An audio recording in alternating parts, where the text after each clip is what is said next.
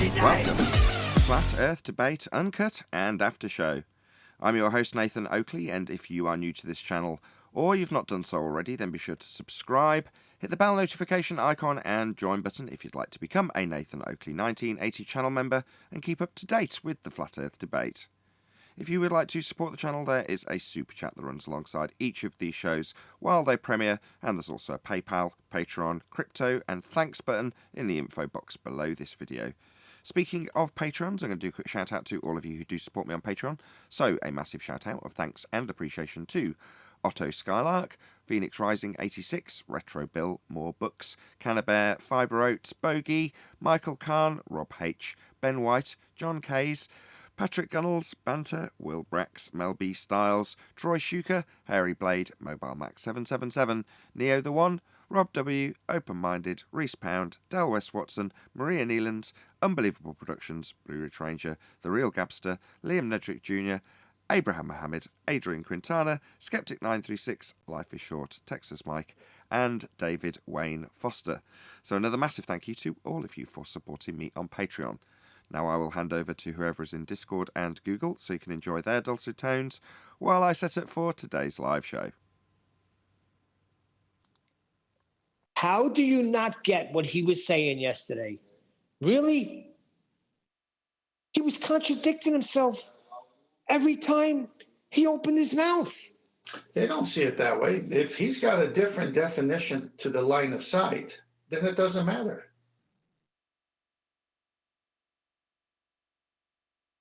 I don't know. That's why you got to define words.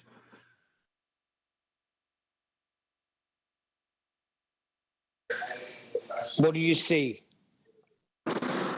Light. Line of sight. You read the definition, and he still doesn't agree. That's not my definition, is what you'll get. Remember, the school system took out absolutes. Your truth is your truth now. Doesn't matter if there's one truth. Okay, how do the eyes work? How do we see? It doesn't matter when there's no absolutes anymore in these people. Everything's relative, Neil.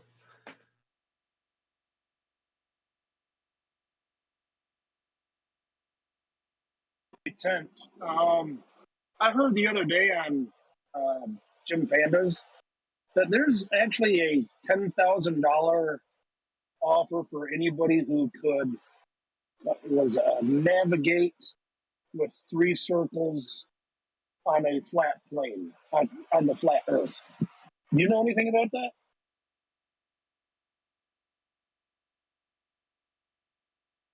Yeah, I got debunked here by Brian.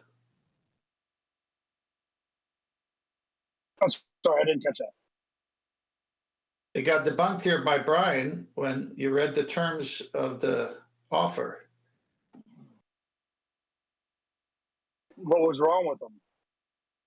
It was all heavily one-sided. You can't use this, you can't use that. That belongs to the globe. You flat earthers can't use this.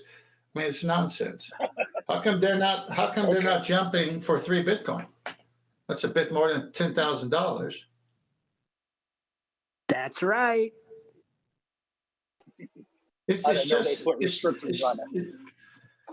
just to get you to call in and say, flat earthers aren't taking this 10,000 challenge, so they're afraid of something. That's the whole purpose of the challenge. Just read the terms of the challenge. You'll see that it's not a challenge at all.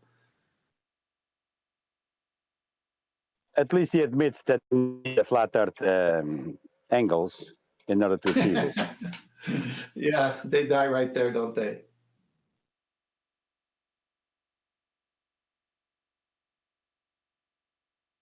The minute anyone does a challenge and they mention angle, they already lost.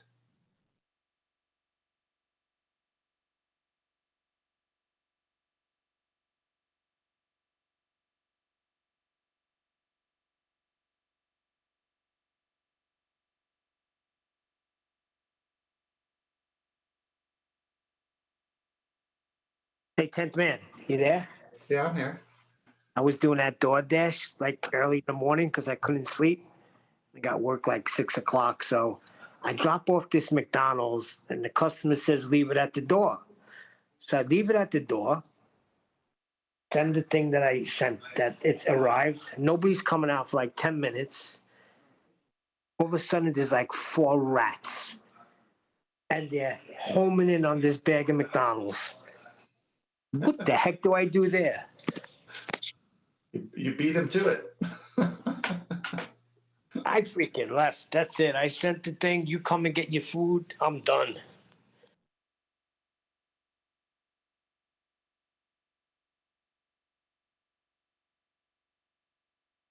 That's good. You don't Mickey Mouse around. It's terrible, though. New York is overrun by rats. Rats and Democrats. It rhymes. Rats and Democrats. That's You pretty just good. repeated yourself. You just repeated yourself.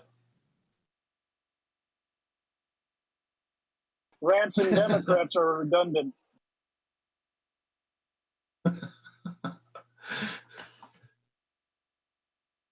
That's a good one.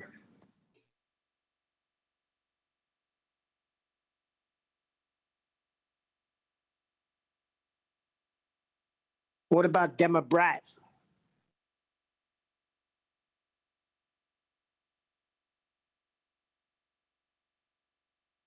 Or Devilcrat?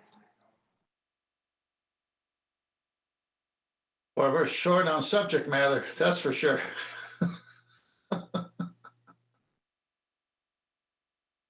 I did like the He-Man yesterday. That was the funniest part. Was there was no baller, so we started talking about cartoons, and then Virus jumps in after about 35, 40 minutes of to give his cartoon or whatever comment, and that's when everything started to happen with him. So you can't even get him in until you change the subject from flat Earth and angles and sextants and to cartoons, and they okay, maybe they're done talking about nature of our Earth. I'll go in for cartoons. And then line of sight gets discovered.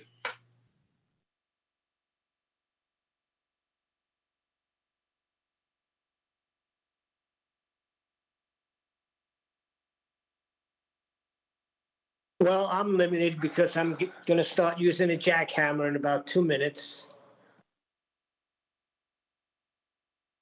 All right. What are you busting up? Tile. He's flattening the curve. You flattening the curve? Go, Neil. I'm actually doing that. He's right. We're leveling off this warehouse. So anything that's on the original floor is got to get chopped up. So we're bringing it down to original foundation, then polishing it. I'll tell you what, this is as smooth and flat as can be. You guys use that liquid, I don't know what it's called anymore, but liquid cement or whatever it's called, where you pour it and it finds its level and all the low spots get filled in. Do you guys do that? Self-level? Self-level? Yeah, is that what it's called? Yeah, but not this one. They already got the concrete. This, they're just polishing the concrete. So what you do is you get like a big diamond grinder. After we chip up all the little pieces of tile that are all over, then we diamond grind the whole thing. Sweep it up, clean it up, and then we put like a, I guess it would be epoxy. It might not be some sort of covering on top, like to polish it. How Like big a is the Home Depot. warehouse? You ever been to Home Depot? You ever see their floor? Yeah. Yeah, it's similar to that. Yeah, houses do that now. Houses have polished concrete as floors these days. Low maintenance. It's genius because so many stores are putting vinyl composition tile, but you got to strip it every year or 6 months and wax it, and you don't got to do nothing with the concrete. Sweep it and mop it. Done. Yeah, but it's in those that you check that your levels are correct. Level up everything, and then you put it into it, and everything needs to match.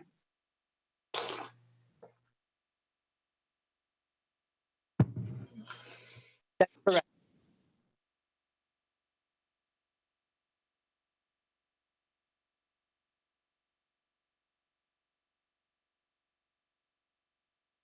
This is my first time doing it. I never really polished the concrete. I'm going to do it now, though. That's for sure.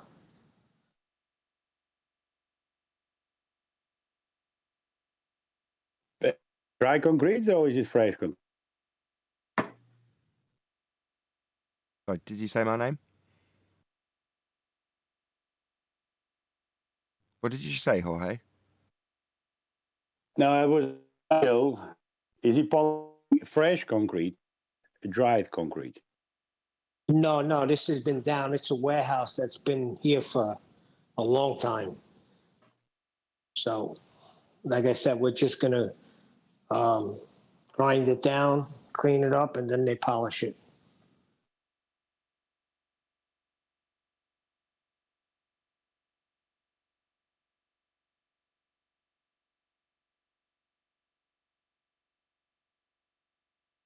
I remember a while back you were talking about finding water on your land and a guy using metal rods and stuff. What exactly did he? Was it rebar? No. In fact, just recently, we couldn't find one of the septics that was buried in the exact position we needed to find it. So you're not digging too many holes. So the guy says, "Don't worry, I'll be there tomorrow." He comes and he says, "Yeah, this is an old one. The maps don't match. And let me go to what works." He grabbed two, the size of your hand, palm, let's say, PVC pipe, half inch, and so that his hands would have nothing to do with it. Then he grabbed two rods. It could be coat hangers. It could be welding rods, and they were bent in the 90. He puts that 90 part in the plastic PVC so that he's holding the PVC and not the rods, and so they have free play in there. And he just walked in my backyard and bang, right over it they crossed. He says, "It's right here, dig here." Boom, it was there. So it works every time. And I did it once to help a neighbor find a well. How does that work? I think it's a magnetic properties and things of that sense, something to that. But it just works. You can't go beyond that. We found a 105 gallon per minute well out of that. It's the Yeah, but festival. you just bent it at a 90-degree angle and held one of the sides or edges. Well, you have two of them. Yeah. You have one in each end, and they just cross each other whenever you're over a pipe that has water, PVC that has water, or if you're just looking for water to dig a well, they'll cross there. Yeah, That's how they taking find water, buried not- pipes.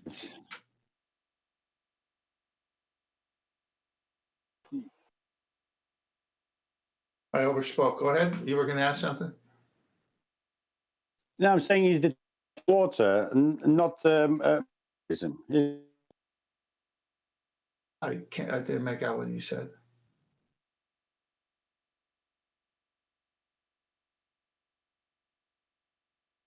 Is it better? Drop. Well, say a sentence because you keep roboting. No, I'm saying the device detects water, not magnetism. I'm just telling you what people write. They say there's some magnetic properties. I don't know if that's true. All I know is it finds water. It works. There's YouTube videos on it where people show you. Just watch it for you. Nathan, you got 2 slides up. What's the name of the process?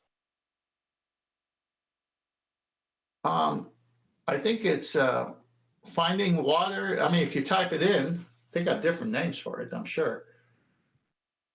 Just put in finding water with 2 rods. See what comes up. Talking about divining. Yeah, try that. Talking about divining rods. Should know better to promote voodoo here. What's that? Said you should know better than to promote voodoo here. Not voodoo.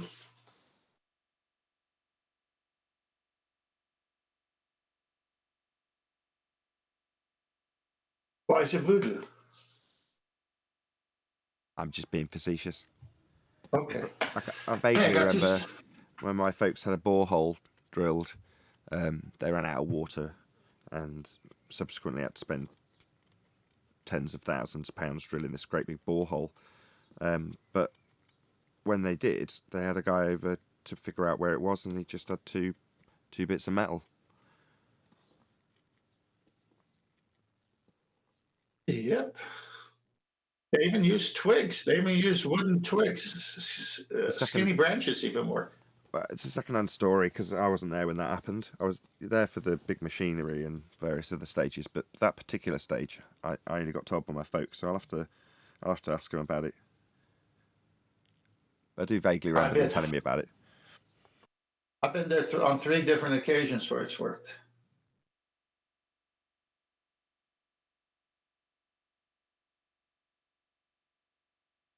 Hey, I got 2 slides in Master B. You want to go to them? Yeah, if you like, with the domes. Yep. Hang on, where's the other one? Hold on 1 second. Is there one that follows that one? A load of text before Hang it. on, let me see. Oh, I know. I didn't send the second one. Yeah, let's go to that one, the one with the text.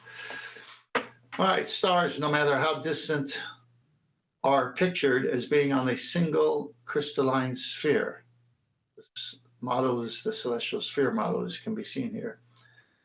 And then to the right, the human experience of the celestial sphere. Now, before you comment, go to the next slide. So this is from the Navy side. Apparent position, dead reckoning of the ship, the azimuth, the bearing to the luminary, and then the GP of the luminary. Looks like a flat plane to me, and looks like that experience on the page before. The human experience of the celestial spheres, they call it. Now that we've spoken about this and John has spoken about this, notice where's the hijacking taking place here? How are they? The celestial sphere model itself is a damning model for spinning Earth, because in the celestial sphere model, you have to assume that the Earth is stationary and at the center, and the stars are moving. So if they're ever going to use a celestial sphere model, it's a flat Earth model. It's funny how they think they could say, well, it works better and we use it and it's archaic, but it works. And then they ascribe to it things that it's not supposed to be ascribed to. Any comments? Well, when you asked where the hijacking is, there isn't really one. There's a transposition, isn't there, rather than a hijacking. So they go from a globe to the flat plane, but the angles worked with and only with the flat plane to begin with. They couldn't acquire them from the sphere, so when they show this transposition, it's like, well, they haven't hijacked the flat plane because they couldn't either take the angle from the plane and put it on a sphere because it doesn't have any flat surfaces to put it on, and it doesn't work the other way around either. When they just move it to what they claim is the centre of a presupposed spherical Earth, they've actually just changed model. They've changed to this. They've changed to the celestial sphere over a flat plane to have it work with angles. So I don't know if hijacking is the right word. That's my only criticism. Other than that, yeah, good images. Yeah, it's not. That's just my word for it. Hijack can mean many things. To me, is they take something that's they're not supposed to take and use it in an erroneous way. Yeah, I suppose so. I mean, hijacking for me is like taking the horizon, an arbitrary location in the distance, and not actual point, and then calling it a physical geometric spherage. That's hijacking of a thing we see. Same with space, right? Hijacking the night sky and the twinkling lights. That has a hijacking of what we actually see. Whereas in this, it's right into the utilisation of the angles taken from a flat plane when they say, oh, well, no, this has actually come from a tangent plane and there's a geometric horizon that was debunked in 2020 and we're correcting from that to the horizon we see. and that means we've got a sphere, but then we'll move it to the centre of it. And it's like, well, when you do that, you're actually just putting it on a flat plane, and you're using the celestial sphere model at that point. Yeah, I'm cool with that. Words can often be changed and better words could be used. I'm okay with that. Yeah, they've got to hijack. They hijack the truth and assume the truth. They hijack the what and prove the what. You're breaking up a little bit, one deck. Saying the truth. They hijack the truth and assume the truth. Because that's the flat earth truth. Yeah.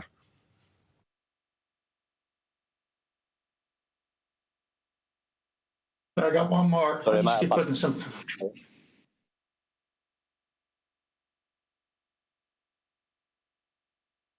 One more? Well, I'll just put some of these images that they keep showing, which invalidates their point. I mean, cross staff measures the horizon angle to the sun. Well, horizon is set as 0, not a curved baseline. That's I can't even say it. Can't get an angle with a curved baseline.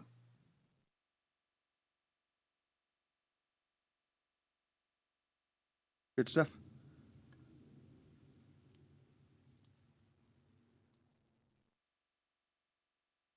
How come you have these so crisp? I always assume they're from your books, but do you just find it in the book and then Google the image? Most of these come from the image from Google, and they're from some of the books I own. Rather than take a picture of it, I just find it online and just copy it. But it's in my books too. But then I have to use my phone camera to do it, so it's a lot easier just to punch in a few keywords and see what comes up, and save them in a file, and when needed, show them.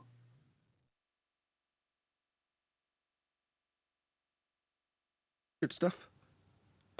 Yeah, I mean, it's just necessary to visit the so-claimed globe claims and see that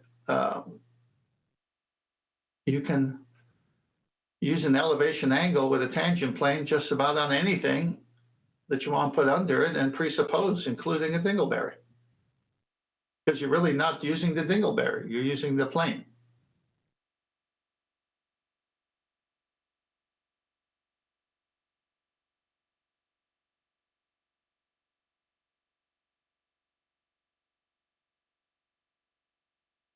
Right. Marvellous. Oh, I thought we'd get a little bit more feedback from Discord since it's kind of slow. Well, they still don't admit it, do they? They just won't accept it. I mean, it's quite, excuse the pun, quite plain to see what's happening with the angle and the sextant. It's not that difficult to understand, but they just will not accept it.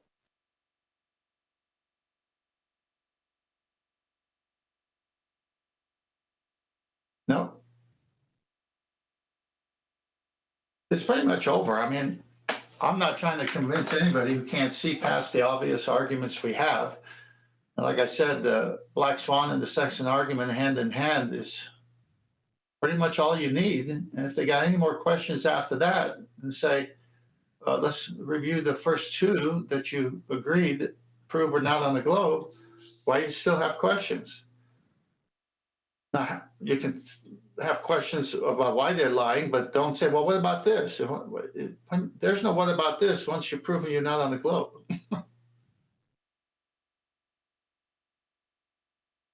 I mean, how many arguments, Nathan, do you need to destroy the globe? Do you need one? One would be enough. Yeah, I agree, but it's more to it than that, isn't there? Even when you show one person their argument's wrong, they've got what they don't appreciate is a religious faith in what they're proposing to you. So it's always going to be kind of tricky to let go of, isn't it? Well, that's a different argument, is what I'm trying to say. I mean, when you say there's only one, you're referencing having the argument there and then with somebody who's disagreeing with you, right? Well, if I'm discussing it with someone who believes in the globe, and I use the black swan to use their numbers, their 3959, their horizon distance could be no further than, and that argument just destroyed the globe. If I want to destroy the globe, I use the black swan. I wouldn't be using gas pressure without a container at that point. So once you destroy the globe's numbers, for the globe they say we must live on, 250,000 mile radius. Are you kidding me? 10 miles out? Is this possible? No. Well, that's what it is. Well, it can't be that, right? So we don't live on a globe. Now, if they want to go to a zeal of some religious value they give to the globe, that's a whole different argument. That's not anymore the argument we were having. That would be, okay, the globe isn't what they said, but I still want it to be true and I believe it. That would be that argument. Hi guys, how you doing? Good. Hello. Just on that one, I don't know if you noticed, like when, obviously, if you YouTube Black Swan, and then obviously your like the video that I think you and Quantum Roses did, I think that's like about 101 down the list, isn't it, to find it? Like everything else is a rebuttal. But on that Flat Earth, is it WS or whatever? If you type in, like I've typed it on Google, because obviously I was trying to do this to show someone the Black Swan, and obviously I couldn't get it to hand quick enough. But if you do it, and then obviously that's the rebuttal is what comes up first. If you type in the Black Swan Nathan Oakley, the top one what comes up is like to debunk it. Well, when you say debunk it, you mean respond to it, as opposed to debunk it. If it's debunking it, feel free to tell me what they actually do to debunk it.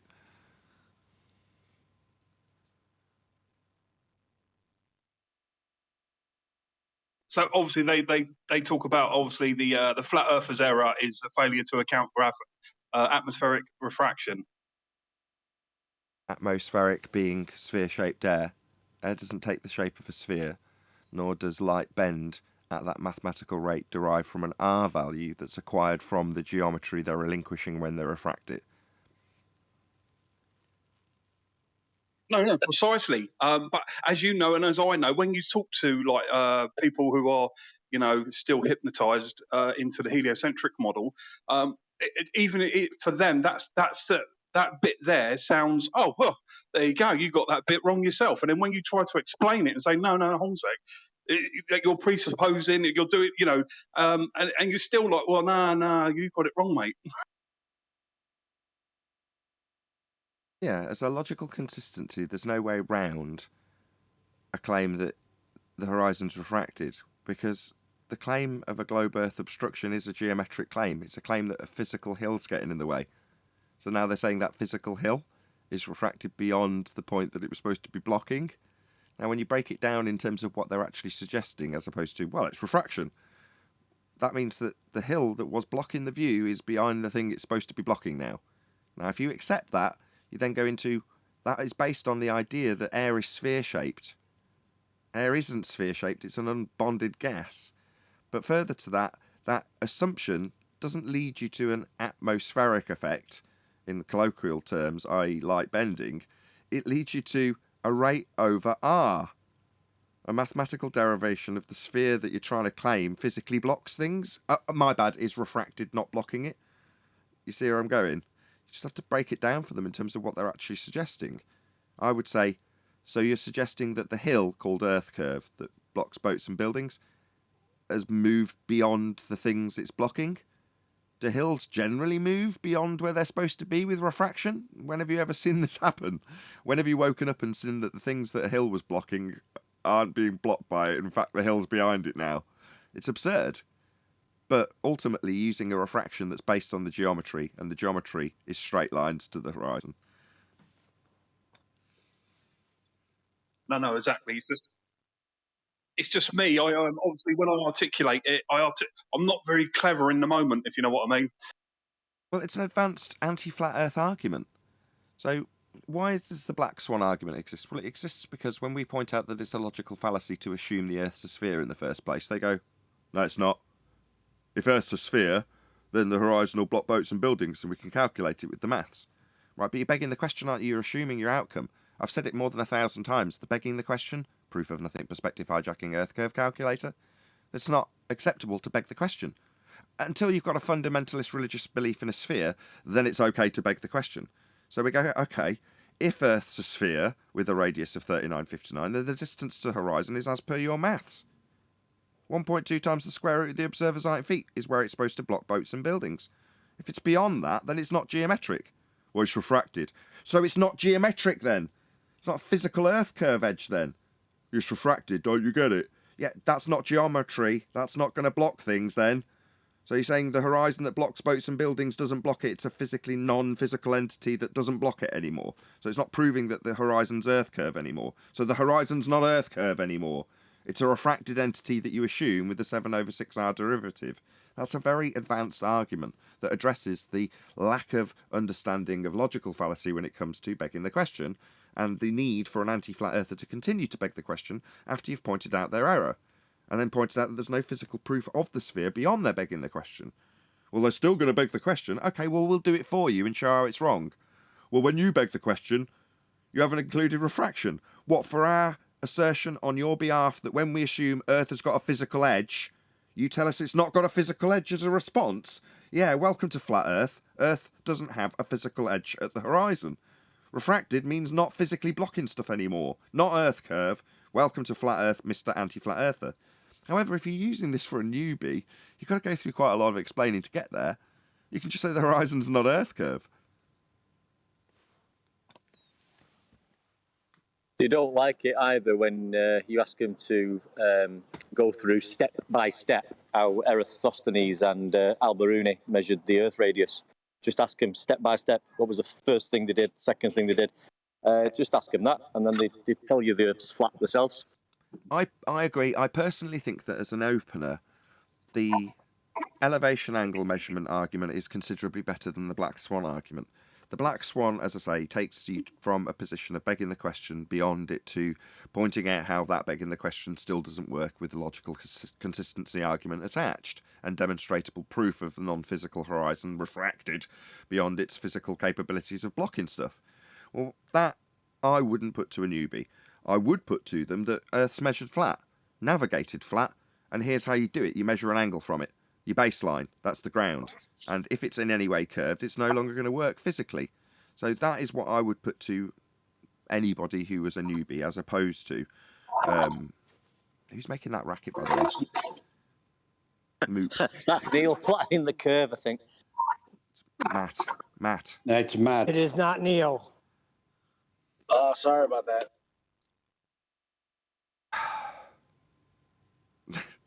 Sort it out. Nathan, but that's the quick kill, though, Nathan.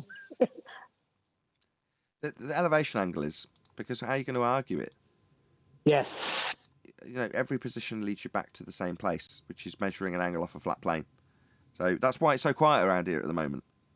There's no, well, I can drag this into obscurity with a refraction argument that needs my opponent, me, flat earther, to point out how no, you need the geometry to get the R, to get the refracted value at 7/6 of R or any derivation thereof.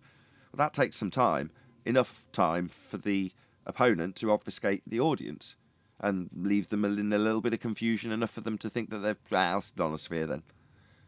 Right? Just like it did with your mate. Now, when you put it to an anti-flat earther in debate, and you're skilled at doing so, I'm not blowing my own trumpet, but when it happens, that is very effective, because they've still got to argue their position from the geometric acquisition of R if they're here debating it. If they're not, and you're not putting the argument across well enough, and you're not dealing with an anti-flat earther, for me, it's not necessarily going to be the most effective tool to use. They must feel wounded, because that's their proof of a globe measuring angles. It's their proof, Eratosthenes and Al-Biruni.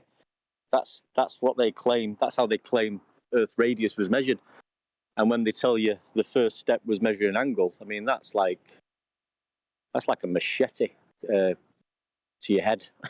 I totally agree. You know, Al-Biruni is always going to be a great example of that, measuring the height of the mountain. Nathan, can I ask you a question? I know you have it, but I mean, do you have it like, say you come on and say the black swan argument? boom, and then you lay it down. Elevation angle argument, boom, then you just lay that down into like a minute video, a 2-minute video, or however long it takes. I've done both. They're in the shorts playlist. So just go and check out the shorts playlist. Okay, I got They're you. all Oh, really? under 60 seconds. There's about 70 videos, and both of those subjects, elevation angle and black swan, are both included. Has the shorts videos moved, Nathan? I can't see them anymore. I They used to should be be able on to. they're on my homepage on Nathan Oakley 1980 homepage, right at the bottom if you scroll to the bottom. There's two Right. lots. There's their list, so obviously YouTube are keen to promote this, so they've stuck their own. I did my own playlist called Shorts, or Hash Shorts, and when I put it on and stuck it on the channel, I then went and checked it, and I was like, oh, well, YouTube have automatically put their own playlist onto my channel with my shorts automatically added to it. So there's two, and I've just never got around to removing mine. Well, that said, they're in different orders, so it does actually just look like a big old chunk, and you can see all of, well, not all of them anymore, but, maybe a third of the videos all at once. Just pick one that looks interesting because it's got a nice thumbnail. I said you can't do thumbnails for shorts. It picks them for you whether you like it or not. And if you do add a thumbnail, it just adds it to the computer subscriber feed only. It doesn't actually go out to the people who are watching the shorts. It just sticks it on whatever the middle thumbnail is and in their choice when they look at the video. So you've got to be quite careful about, if you want it to have a nice looking thumbnail, you've got to figure out roughly where that point in the video will be and make sure that you've got something decent on screen for it to grab and make the thumbnail, which is hard. Never underestimate Google's ability to get into someone's shorts.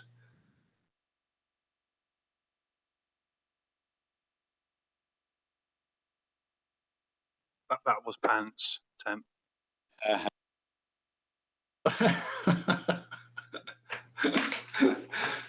Yeah, Nathan, I think from the other day, it doesn't have to be me, but it could be somebody else.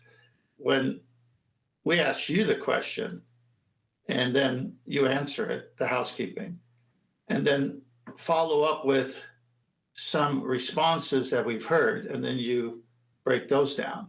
I think that's a show that you haven't done yet, where you take all the housekeeping questions, have someone ask you, you give the first preliminary answer, the person asks you again, well, what about this? Can it be taken as that? What are some common responses against this? To have a more teaching style of, you start here, here's what it is, here's the first comeback, here's the other weaker comebacks, and then move on to the next question. And it's just all there for someone to use it as a keeper to brush up on. You haven't done that. Oh, that would be so good.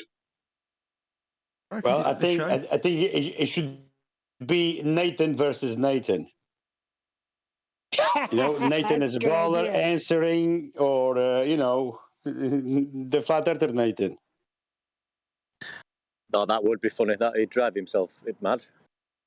No, it's Nathan's experience with debating all these years, knowing their arguments better than they do, being able to differentiate between a baller and an anti-flat earther who denies the very claims of a baller. He is definitely a master debater. I've never actually heard a baller come on and answer any of the questions. I mean, I've heard the debates and the arguments go back and forth, but it was in the early snippets of a baller answering one specific question. I wonder. I miss what your point was. He's asking if anybody's basically listened to the housekeeping question and then straight afterwards said, yes, the answer to Earth curve is the horizon, etc.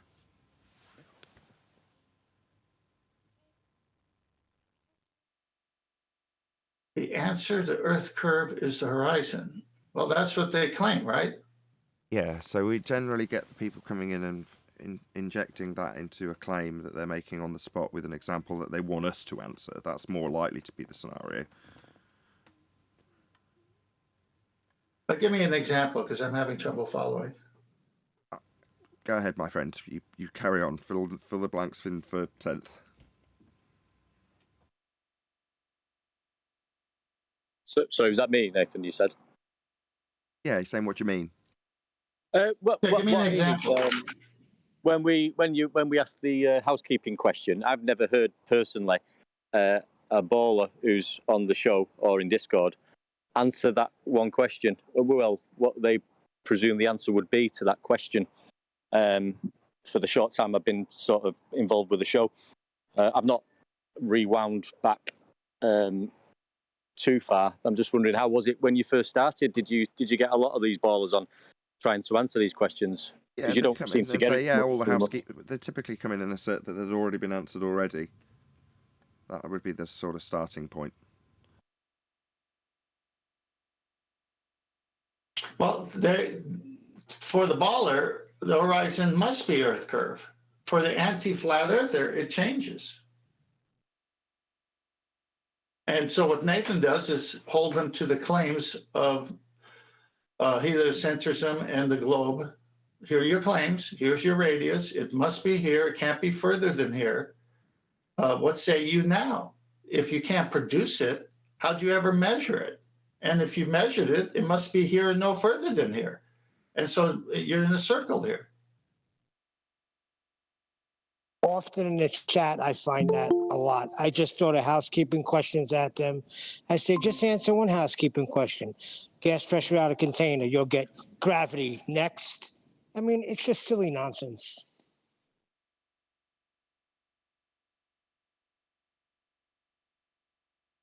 Hey, Brian.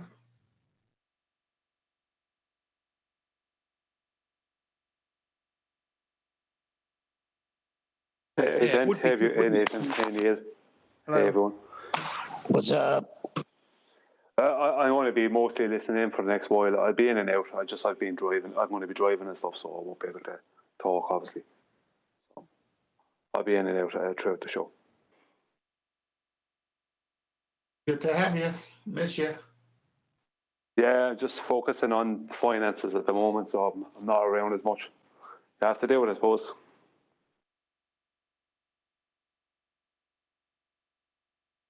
Indeed. So, Nathan, what say you about that idea? You can do it on the show. Just lead the way. Well, let me put together a series of questions well thought out in response to your first answer back from the housekeeping questions. And then I'll let you know. We're slowly evolving into that anyway. That's what's been happening on the last few shows, hasn't it? Just naturally. Yeah, I know, but we want you to be deliberate.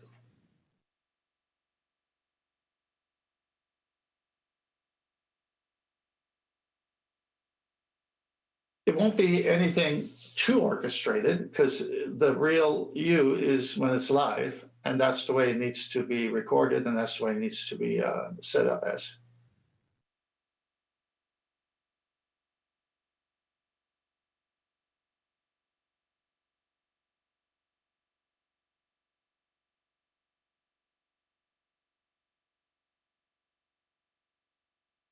Right, today, just for a bit of a change, is there any chance we can have more than 0% enthusiasm level from Discord when I hit the live button? Sure. Yeah, Discord, you got to step it up. I'm always in there yelling. No, you're not. I normally ask the first housekeeping question and get a tumbleweed, to the point where it's now beyond a joke. It was a joke 3 years ago when that used to happen.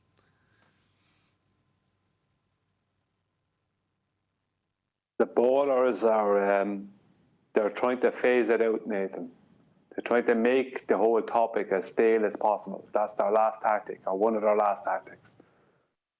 This is what they're at the moment. Doing their best to make the topic as stale as possible, keep their involvement out of it, while still parroting their nonsense. The same nonsense that's been destroyed time after time after time after time again.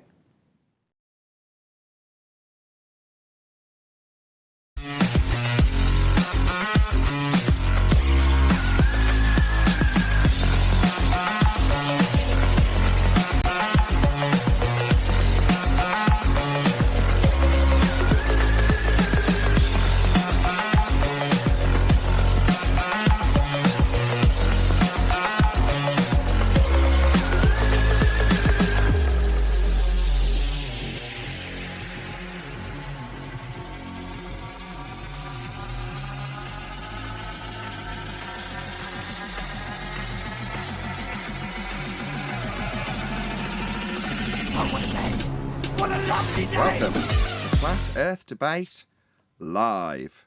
I'm your host, Nathan Oakley, and if you are new to this channel, or you've not done so already, then be sure to subscribe, hit the bell notification icon and join button if you'd like to become a Nathan Oakley 1980 channel member and keep up to date with the Flat Earth Debate. If you would like to support the channel, there is a super chat that runs alongside each of these shows while they are live, and there's also a PayPal, Patreon, crypto and thanks button in the info box below the video. Most importantly, if you'd like to join the discussion, simply mute the page you are currently watching, then click the link in the info box below this video to join the panel and express your views on the nature of Earth. If you do join, please don't swear. If you do, you'll be ejected, and if you are, please don't try to rejoin the stream using sock accounts. You'll be warmly welcome back on the next stream. Please also share the show on social media. Sharing the show obviously increases the live audience, but this in turn increases the chances of a more diverse panel, so please share the show on Facebook and Twitter.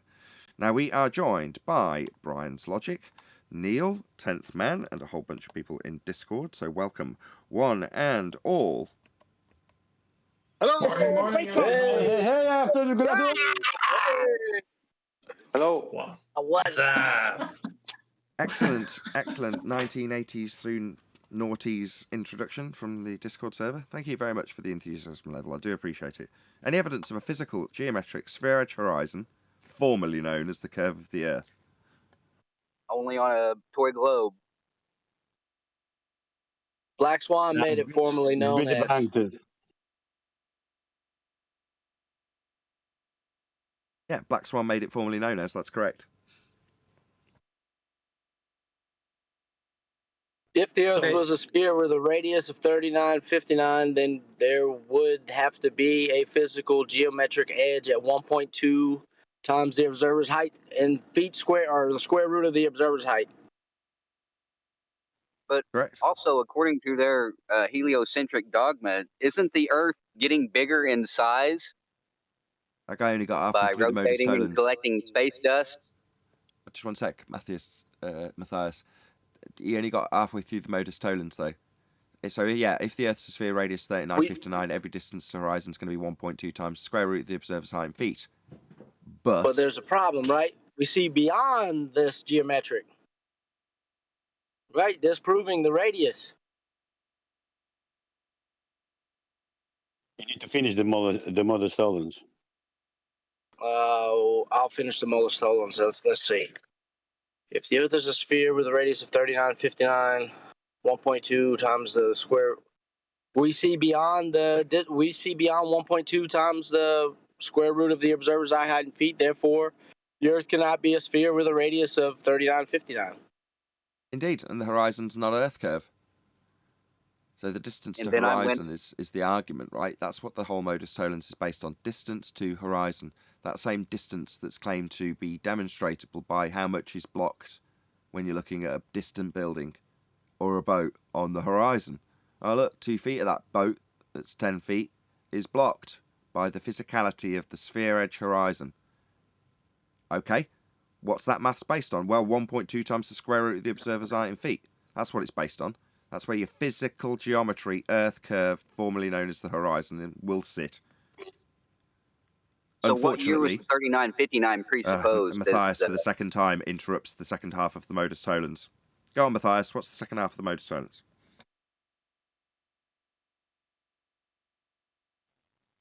I didn't interrupt. It was quiet on my end. Second time you've interrupted it. The first guy tried, and you interrupted his flow. So the distance to the horizon in the Black Swan image is beyond the geometric limitations of an Earth sphere radius 3959. Therefore, the Earth's not a sphere. And the horizon is not Earth curve. So therefore, the Earth is not a sphere of 3959. Correct. Right. So, and my question was, what year was the 3959 presupposed? What year was it presupposed? Well, you've got two. You've got the dual radii measurement, and you've got Al-Biruni's dip angle measurement. I couldn't give you the date for either. Anybody know the dates? Brian's probably most likely to know, but he's driving. No, but in them two examples, they're examples of that we live on a radius, and both them examples in the first instance require an angle measurement. An angle is two straight lines. So which you'll ask, any evidence of Earth radius? That's the R value. 3959. No, but we know we are within 5%. Within 5% of what? Of a measurement that is not observable. So we're within 5% of a measurement that's not observable. It's not a measurement then. If it's not observable, it's not a measurement. So again, what are we within 5% of? Possibly an angle measurement. Within 5% of a measurement to Polaris measured on a flat plane, when turned into a spherical measurement violating the initial angle. Within 5% of that, you mean? You need a flat plane for that. Yeah, they claim that we can't see the physical horizon. We can observe one. The physical one is within 5% of the visible one. It's so nonsense. Okay, that's good enough. That leads me If perfectly. it's not visible, you cannot measure it. Right. So within 5% of the non-physical one we can't see or measure. How do you know within 5% of it then?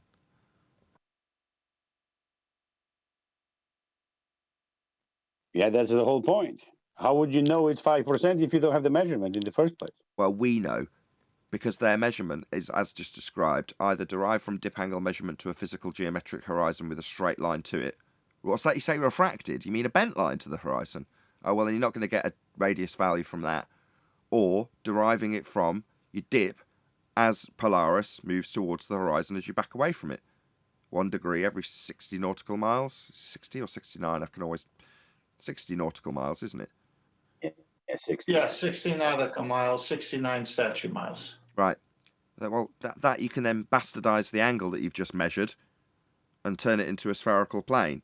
Well, that's a contradiction in terms. If the surface was spherical, you wouldn't be measuring angles from it. Okay, so at best, you've disproved the radius. At best, we've disproved the radius. Yeah, right. Who said that? Forget. Who is it? Who said that? That's a quote. Sensible.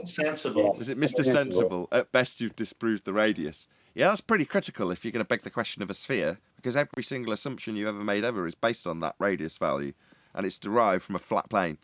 Any evidence you can acquire an elevation angle measurement from a curved baseline? No, it wouldn't be an angle, wouldn't be an elevation angle either. It's impossible, so no, you can't.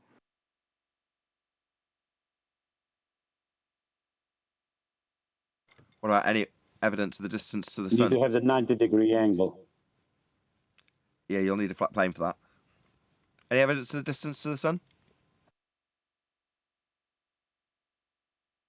I'm sure you're going to need a flat plane for that. Well, wouldn't you need to know what the sun is to get a distance to it? Well, you'd need to know how far it was or its size if you're going to derive something from it. Yes. You've got to have something. Aren't they assuming R before they give us a number for that, and we just destroyed R as an assumption? Well, that's the irony. We went through it yesterday. So the irony being that you derive an R value from a flat plane measurement and angle measurement to Polaris, or dip angle measurement to a horizon, right? So that gives you your R value. You then hijack it and turn it into a sphere that won't give you an angle, and then you claim you're getting an angle from a flat plane that isn't the spherical surface, to then move it back down into a flat plane celestial sphere model. You're like, why the do-si-do? Why go from one to the other when the sphere bit doesn't work and can't give you an angle, and all you're going to do is move it back down to a celestial sphere model on a flat plane?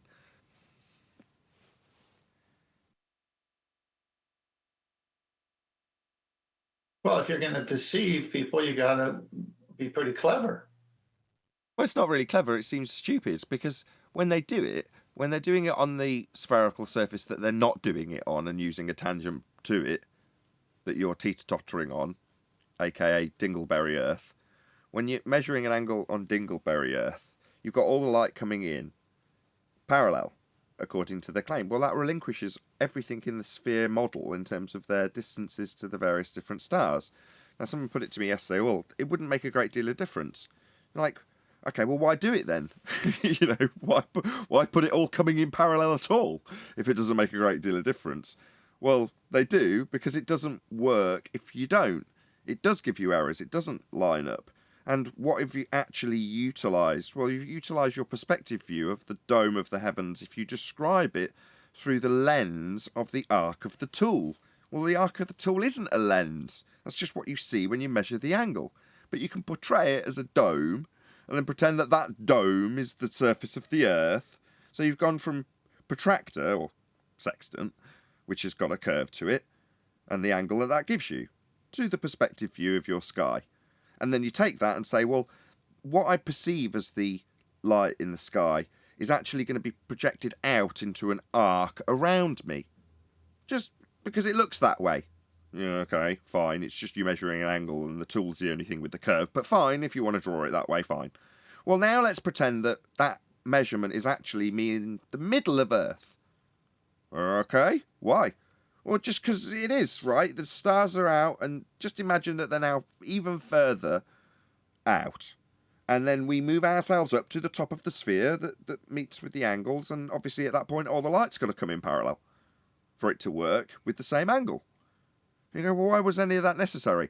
Well, so that I can draw out another tangent plane and a dip line to a geometric horizon that was debunked in 2020 to correct from it to give us the correction to a non-horizon we don't see. Obviously assuming the ball the whole time and not using the ball surface, because obviously this isn't being done with the ball surface. We're just looking at the horizon, right? So once we've done all that, we can then move it back down again into the middle to actually move around on the plane when we draw circles on the flat maps. So along that journey, we've had a lot of transitioning between ball and flat, and we've got lines that are coming in parallel for stars that are supposed to have fixed distances. There's a whole cluster screw. It's not clever at all. Well, when I say clever, I mean 99% of the world, Western world, accepts it because they don't do the homework that the show asks people to do. So it's clever in one sense because it's just not that. They'll use imagery, NASA, the news feeds. It's a big organized lie worldwide. So it's clever in the sense that they got people just accepting it because they've hijacked science, right? And they say, well, science says this, and science doesn't say anything about this. But that's the clever part. Not that the argument can't be broken down and destroyed. What the hell you mean not clever? The whole world only believes in it. How can you even say something like that? Psychology. Make the lie big. Make it enormous. That's different. You're playing off people's psychology with the lie. It doesn't make it that clever. It's beautiful. You know, the end result of it, the model and the fantasy that you can place yourself within, and we all did, is quite beautiful. But not Nathan, necessarily that clever. If you're going to play with the psychology of a bunch of people, the Western world, you got to be pretty clever to do that. Over time, What do you mean? I think what he means all you got to do is mandate some bullshit for every defenseless child to learn and reward them whenever they regurgitate and parrot it. That's true. not being very clever. That's just mandating lies to be told the kids. Right. That's how they do it. They get you when you're a kid. They get you through the movies. They get you through Star Wars. They get you through all this stuff. That's the cleverness of how they do it. It doesn't make it right, and it isn't right, but that's how they do it. I was saying the lie Personally, itself I find isn't clever. The method of delivery is, yes, that I will agree with it, definitely. I think the heliocentric model as well. They've had to try and just wrap everything up with an answer for everything. You know, this world and Earth we live in, we may not know the answer to everything ever. You know, what the stars are, what the sun is, but they've had to give everything an answer, and that stops people thinking and questioning things because we've been told what it is and we know, so we'll stop thinking, and that just dumbs brains down and stops people advancing, and that's what they've done. Well, not to us though. True. Well, there's an old Roman maxim law that says, "For he that would be deceived, let him." Meaning, if you're as stupid enough to believe a fucking lie, then that's your own fucking fault. Hold on. We all believed it, even you. Hey, keep the language We all down. believed it. Right. Yep, we all believed it, Neil. So by that We was standard, all that raises the the same fucking bullshit doctrines that the government mandated every child to memorize and parrot. We all believed it, Neil. Agree. But what you've just That's stated why makes it we, sound. that's Sorry, Neil, just one sec. It makes it sound like you're suggesting your attitude should be similar to mine in one respect, which is to say, well, if they want to believe that, that's more for them. That's your attitude, right? Well, yeah, if you want to believe it, but if you're just going to fucking hand wave all the evidence and ignore all the evidence that contradicts your belief system, then that's just narcissistic behavior. Now, the magic trick only works on you if you don't know the trick.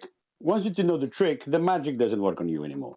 Same with all Well, I magic remember tricks. speaking with someone who was like obviously trying to talk to them about flat Earth, and the guy actually turned around and goes, "But what difference is this going to make to my life? How is it going to change anything that is going on with my life? Nothing. So what's the point?" It's what you perceive of the world in terms of how it actually is fundamentally incorrect. And every person of any particular note when it comes to power portrays that as the world.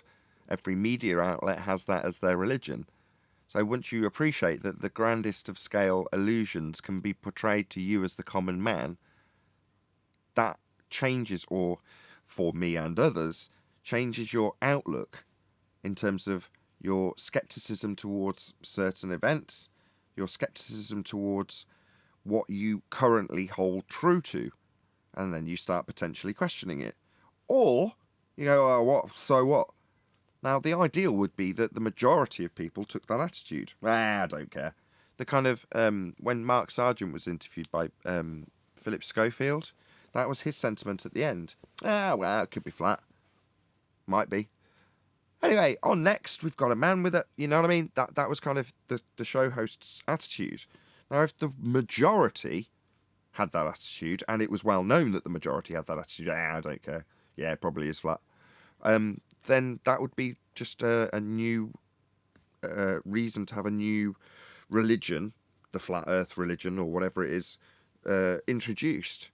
Now, I don't know what's in the pipeline in that regard. I think that it's going to be flat in some respects with parallel universes or whatever it is that they're trying to conjure up at CERN and various other places, and hijacking a lot of quantum.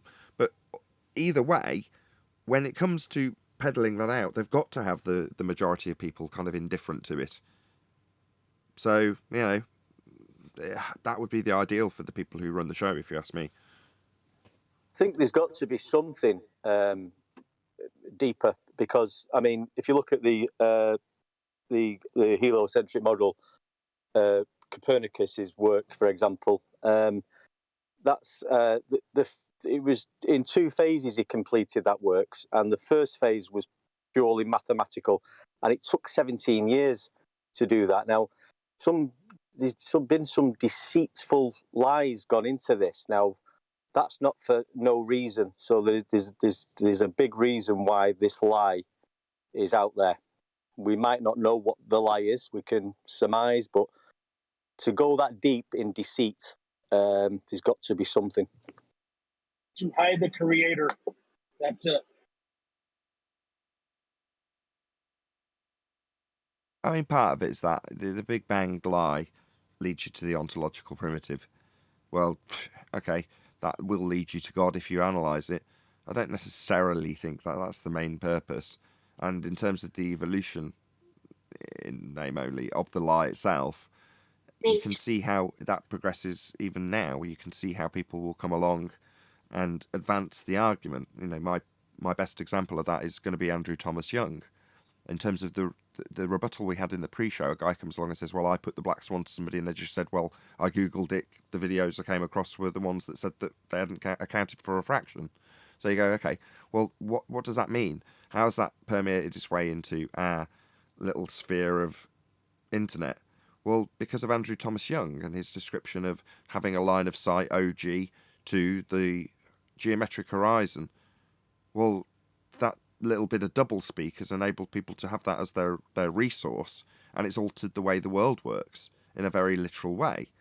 Now, that might have been the entrance in for us to see it, but before Andrew Thomas Young had put that information... Christian average something. Can you pop yourself on mute? Yeah, that might have been the way that I found out about it, but certainly prior to Andrew Thomas Young being told to me, there was people like Rumpus who had got it in their arsenal, and people like Chris Monk who understood implicitly that nothing was where you think it is, long before we got to the Black Swan argument. So, you know, those little subtle changes in the heliocentric model have probably just come from Joe Blogs here and there who wants to defend it in the same way as Andrew Thomas Young does. So it's not going to be some, you know, Copernican overriding decision that's come along at some point and then plop, there it is in our world. It's moulded and melded over the time that we've had it in our had it as our religion, by just the people who want to adhere to it for whatever reason. Shout out to Sensual Goat for the super chat. He says, have a great bank holiday, everyone in England, and shout out to Chocolate, who was on fire last week. I'm still chuckling to myself. Thank you very much indeed for the super chat. Really appreciate your support. Distance to the sun, then, we're going to move on from that, or was there any more on that? Hang on. Yeah, on Andrew Thomas Young, we've quoted him saying that all of his refraction studies were done over a flat plane, and then later with geometric considerations applied to a globe. So let's not forget his source.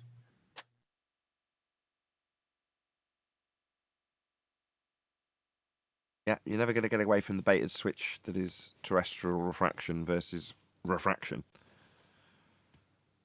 Any scientific evidence of gravity?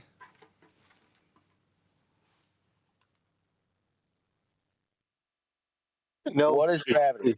There's not one scientific piece of evidence. It's all presumptions. I mean, obviously, there's two, I think, now, or there was an old gravity called Newtonian. Now they've changed and altered that because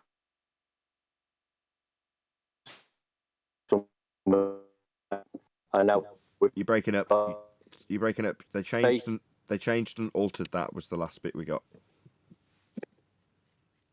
Yeah, they changed the Newtonian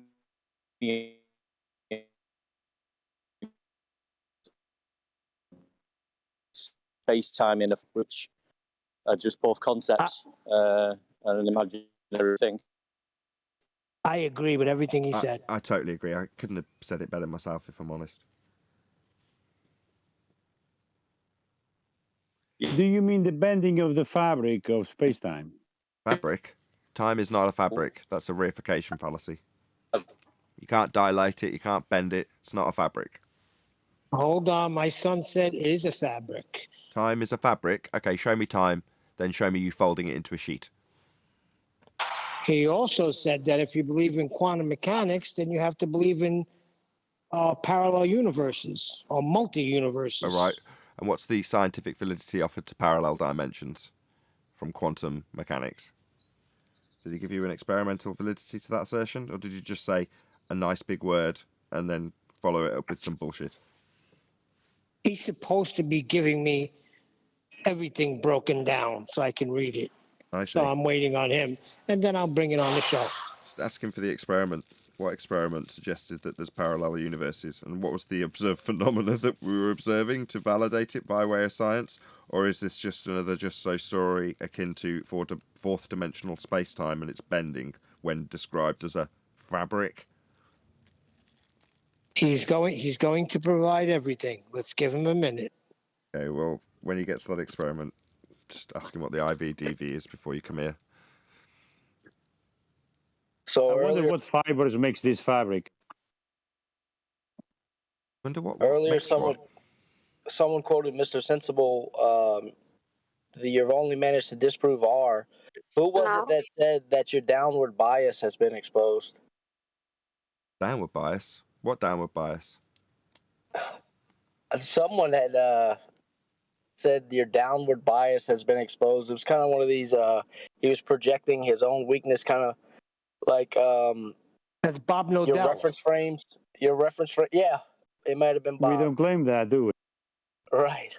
I still didn't get an answer to my question though. What downward bias? Exactly. What do you mean exactly? I claim a downward bias. I Is think there one? it was a quote because all three really go together in my mind. They stand out to me. It would be awesome on a resume for you guys.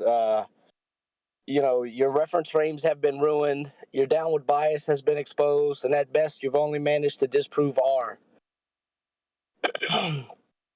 Yeah. Fun times. I think he Well, means that's the fact that we're anti-downward bias. Well,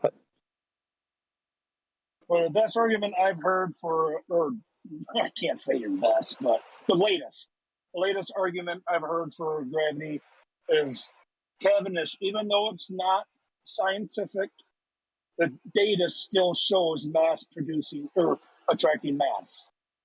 The data in the so-called experiment, even though it's not scientific, the data still shows it.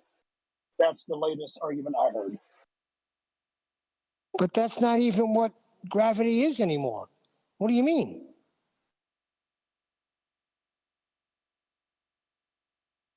They reject Einstein.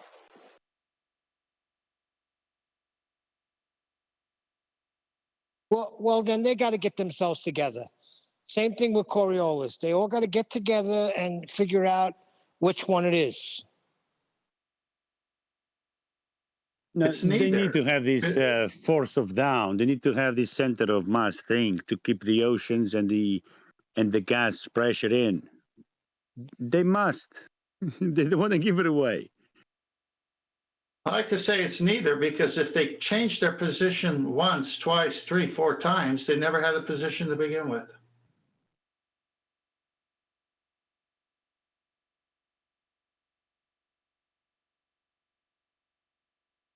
Any single viable hypothesis from any of the fields of astronomy, cosmology, or astrophysics? Never be accomplished. No, no, and no. And what's the reason for that? I changed that to never, never, and never. And what's the reason you could say never, never, and never? How are we going to get to these places in the sky? To To do even what? try Because to. you cannot vary. It cannot vary and manipulate as being the researcher. That's why it's not science. You don't have the final result, the experiment. Thank you. Any evidence? So just an observation of a light in the sky doesn't make it science. I mean, this is the whole globe Correct. model through and through. It's all presumptions and observations with presumptions. Nothing has been scientifically proven. Not one thing in the globe model. My son will say it's observational science. Well, they also say that a beaver building a dam on the stream, it's a natural phenomena, but they already know the cause of it, the beaver. So it's not science anymore, is it? So they're still confused of what science is. They need to watch QE this Saturday when we're going over science again. The beaver argument is good because you're damned if you do and you're damned if you don't. Save a tree and eat a beaver. One of the things that they use, they just reject the whole natural and synthetic, man-made. They think and say that anything that is man-made, it's natural because it's in nature. And so they totally reject the dichotomy. Yeah, they want to reject. They want to reject the natural laws because of entropy, vacuum of space, all of the nonsense. They have to reject. 10th man, this is for you. On that beaver as being science, I think I'll leave it.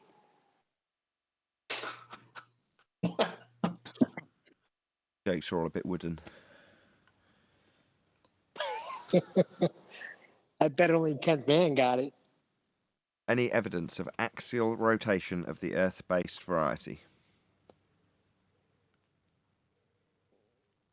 The Earth, the globe Negative. Earth doesn't spin all the time. It only appears to spin now and again.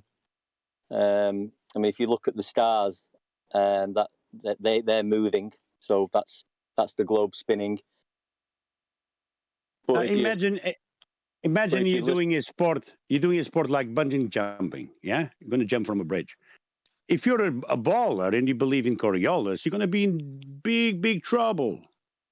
Because if you jump on this side of the bridge, you might be hit by one of the columns coming towards you.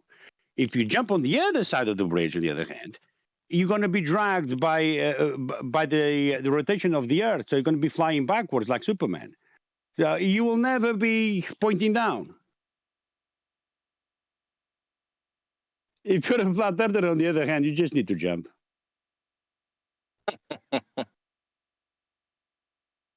do you Well, it's mean? There is no interesting how- down in their heliocentric. There is no down in their fucking heliocentric religion. What are you talking about down? You like that word, huh? Down is a relative. Jumping from a bridge. It's a relative direction to begin with.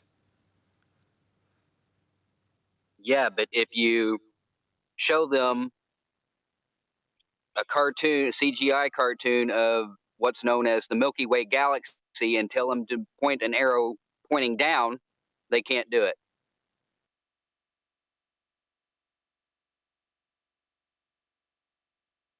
The answer is no, Nathan. There is no proof for axial rotation. Any evidence that you can have gas pressure without the necessary antecedent of a container to press upon?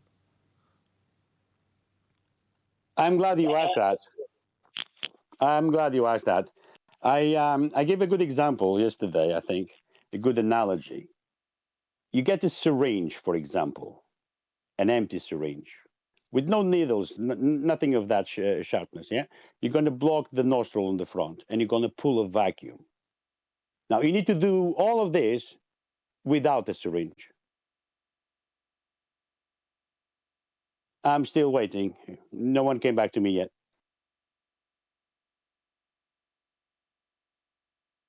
Why isn't the atmosphere proof? We're still breathing. Atmo, what now? Wait, what? Sorry, it's a joke. The atmosphere, that was supposed to be proof.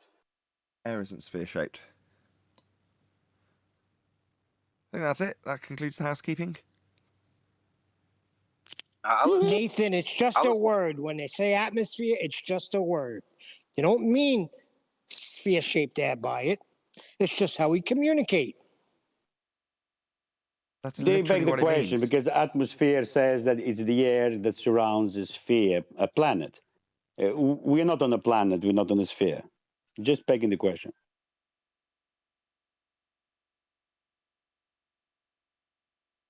So you don't think that they're sphere-shaped air? Air's unbonded. Well, what That's I've why noticed, I say air. Anybody can do this. You can go outside whenever it's cold and exhale and look closely. You'll see little dots of something. I don't know what the fuck they are, but they're going up, not down. I'm not sure what those dots are representing, but they are dots.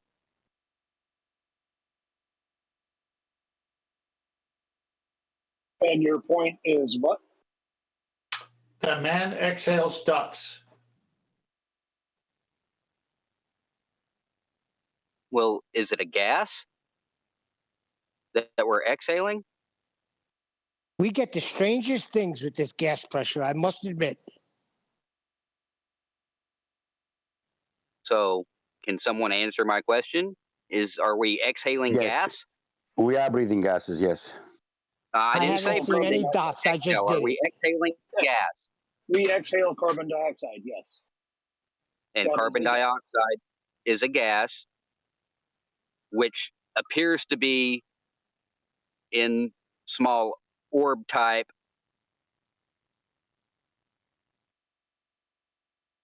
gas.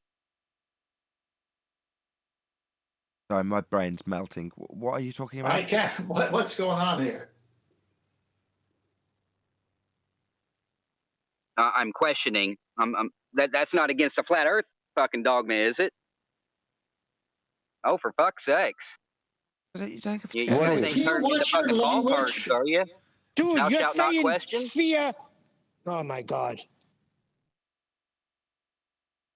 I'm giving an example of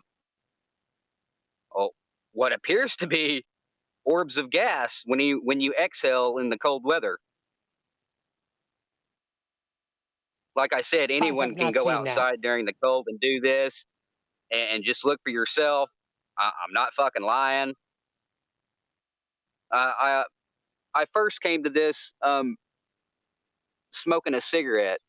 I smoke cigarettes, and if you exhale the smoke in the sunlight, you can see little orbs of smoke there too.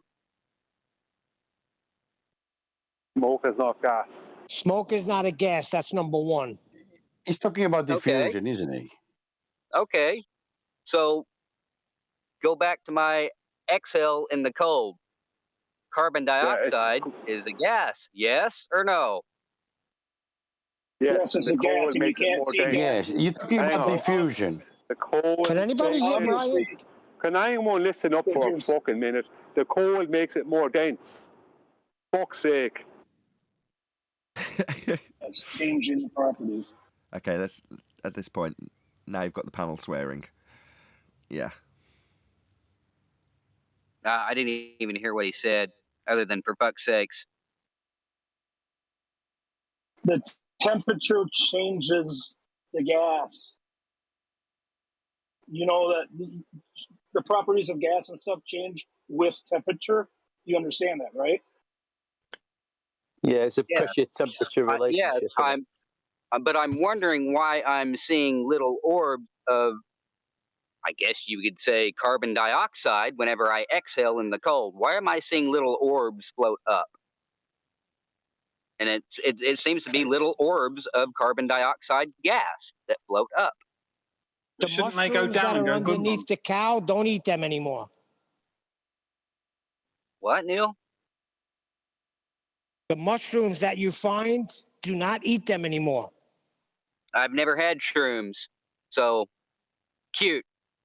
Is that your Okay. rebuttal, Neil? Is that all you got? Is just declare someone has been tripping on shrooms, whenever in fact they actually haven't? Is that your only rebuttal to this, Neil? If so, you lost. No, I think he's responding that you're exhaling dots. Okay, shout 1 second, guys. Shout out to Godzilla37. A donation to the #1 numpty wrangler on the internet. Well, thank you very much for the super chat. Not sure what the orbs are, but yeah, so not everything goes down, I think, is what we're saying, and gases expand out into all directions and press upon the container, I think, is what we're saying. Yeah, I didn't make any claims about whether, gas go down, go boom boom. I'm wondering why I'm seeing little orbs of carbon dioxide gas when I exhale in the fucking cold. That can't. Not sure, mate. Nobody on the goddamn panel seems to know how Hey, to address this situation. Nathan, We actually did Nathan, address it. hang on. We did address Nathan, it. this guy has the F word every second word. Now he blasphemed. Your show says no swearing on the show. What are you going to do about it? I've asked him, try and tone it down a bit, Matthias, if you don't mind.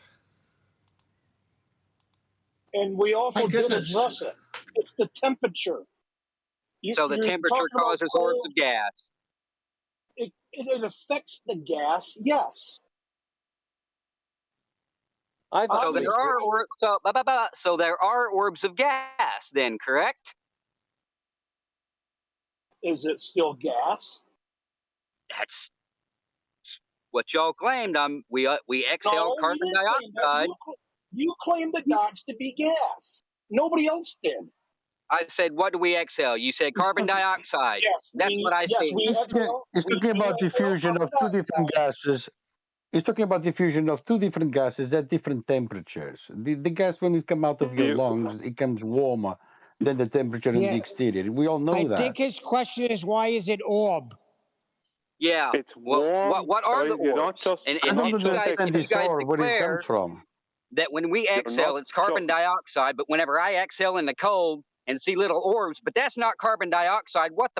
What in the hell are the orbs that I'm seeing? Maybe then? if you they're not listen up carbon for a dioxide moment, gases? maybe just listen for a moment. You're not just Spaceship? exhaling carbon dioxide. You're also exhaling oxygen and other things, including water vapor. Yeah, Right. it's just And it's mainly going from carbon. warm. It's going from warm So once inside again, of you. what are the orbs that I am Warm seeing? inside of you.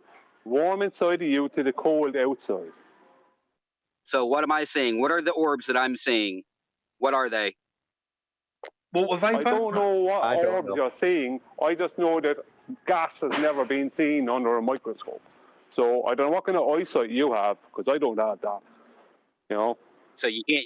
So nobody has went outside in the cold and seen their breath.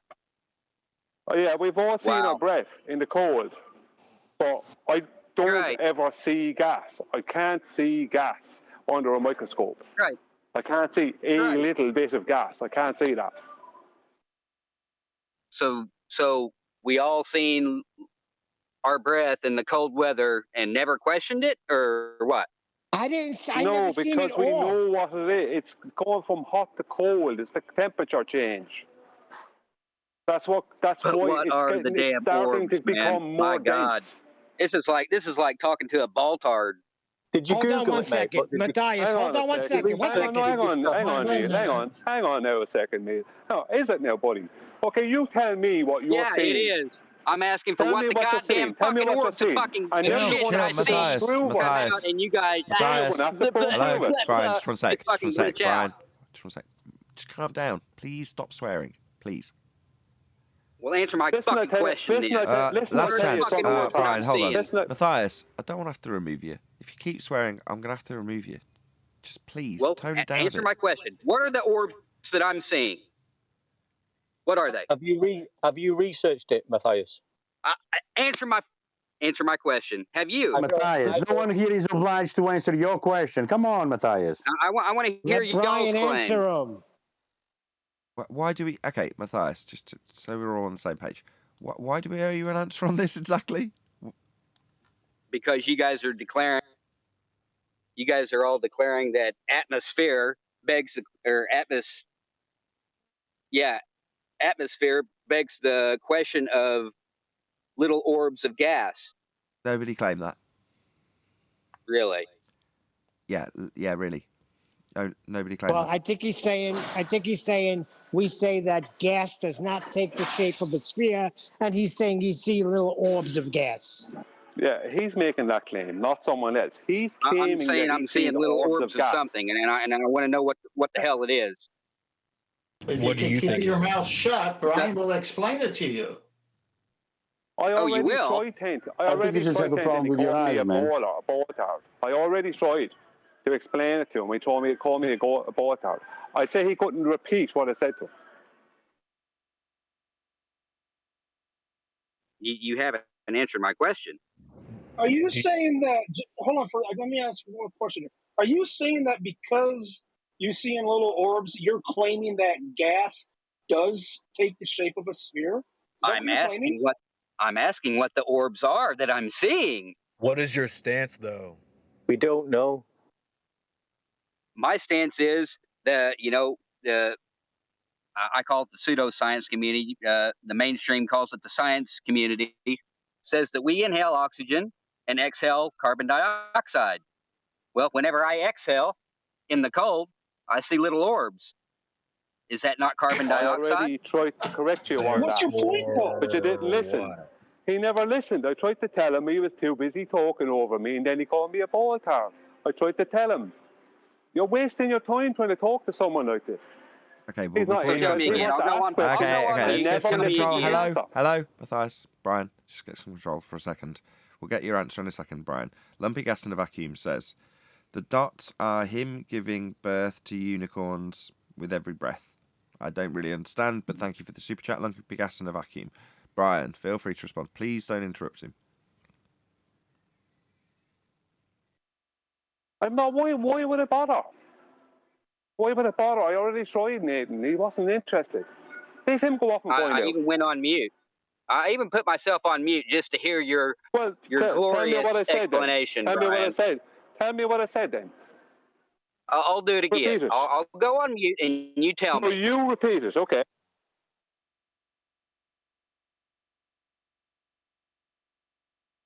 What did Brian say that made you call him a baltard? Repeat it, please. Yeah, I heard nothing No, I whenever want him to I repeat asked for his what the answer I explanation. gave to him. In fact, he had a little white knight come in and ask me No. a fucking question instead. Hang on So, a second. I starting gave with you the an wrong answer premise, on this. Matthias. Nathan, this Hang guy's on, not started with the wrong listening. premise, Kent, Matthias. Kent. I answered your question. You didn't listen to it, and then you called me a baltard. So please repeat what I said.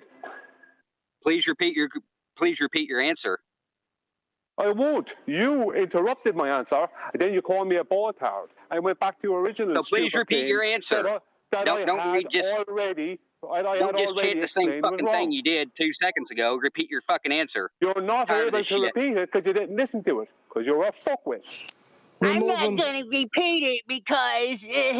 Okay, thank this you. is That's because the you're end a of this fuckwit. conversation. Okay, We're all okay. festive. No need. Nathan, he's You're ruining the your show, baltard. Nathan. He's ruining your show, Nathan. He's not That's running what it. he's here need, for. Nathan. There's He's a very ruining much your a need. show, Nathan, because he's questioning you, Nathan. No, you He did got this the. last time. I It's very tried to answer amusing. this guy, Nathan. Hang on, What a Nathan. Hang on. bitch-made I tried to answer motherfucker. this guy. Hang on, Nathan. Hang on. I tried to answer this guy. Matthias, He you wasn't started with interested the in wrong this and premise that. Guys, can you anyway. hear? Hello, He wasn't Jorge. in- Hello. Go ahead, Brian. Nathan, I tried to answer this guy. He wasn't interested in listening to the answer. He kept asking the same question. Then after I tried to answer him, he didn't listen to any of it. Then he called me a baltard. Now, Yeah, I muted. asked him, he I ain't claimed gonna have him to know what I said, and then he can't repeat it. He's just a scumbag. Get rid of him. I did interrupt, but he won't give me the fucking answer again because I don't know why. He Get just rid of him. danced Nicely. like a fucking Maybe be baltard. more polite. Right, rather than the issues come because you've called him a baltard and not really listened when he's given you the answer once already. But if you were reasonable and said, fair enough, I didn't really listen, I was a bit triggered, can you repeat it? I'm sure he would. Yeah, well, to be fair, we interrupted each other. So. No, we did not. Okay, yeah, that's right. Your self-righteousness, just my bad. You must be a Christian. That's right? called projection, You could just scumbag. shut up. He's You not could a just shut up Christian, and number let one. somebody talk. And number You could two, get an Brian answer. doesn't interrupt. He's the most Another respectful white person knight. here. Another No, it's not a knight white for knight. I Brian. happen to know. Now shut the freak up and let Brian give you the answer. He doesn't want to. Brian doesn't if want he to. will. Why would he? He And done I said agree. he ain't going to give me the answer. I mean, he chanted, I'm So muted why through him why last is Neil time. declaring that Brian's going to give me the answer whenever Brian already said that he isn't going to give me the answer again? Right, but you chanted... Why are you white knighting, Neil? You chanted muted. For people that's muted already declared they're not Hello, going to give you me the won't, answer now you won't again. shut up. Last time he tried to give you the answer, you chanted muted. You said it 3 times over the top of him. I don't know what the hell you're doing, but you're chanting through the top of him and claiming to be listening. No, you weren't. You chanted muted. We all heard you. Brian, So I what was didn't his hear it answer, either. Nathan? Can you repeat it for me? Okay, Neil, I really don't want to be saying it, but I say it to you. When you exhale not just carbon dioxide, you're also exhaling oxygen. You only use a part of the oxygen you breathe in. You're also exhaling water vapor. So you're looking at more than just gases when you are looking at your breath going from warm, which is inside of you, to cold out on a cold night. So the chances of him seeing little orbs of carbon dioxide, it's fairly slim, considering we can't see carbon dioxide underneath a microscope. Okay, yeah, I actually heard that a while ago, Brian. So can you give me the ratio of carbon dioxide to air to water vapor that we exhale, please? I can't remember the ratio. What's that got to do with your question about orbs, though? If he does give it you. Yeah, I don't know. This is just a sidebar. Well, Like, because I'm supposed to give him the ratio. I think you use 6% of the oxygen you breathe in. So whatever that is, whatever you exhale out of that, I don't know. What does the ratio have to do with anything? That's I what don't I'm know. It has wondering. nothing to do with anything. The guy just made a fool out of himself. wow, projection. You breathe air. You don't breathe oxygen.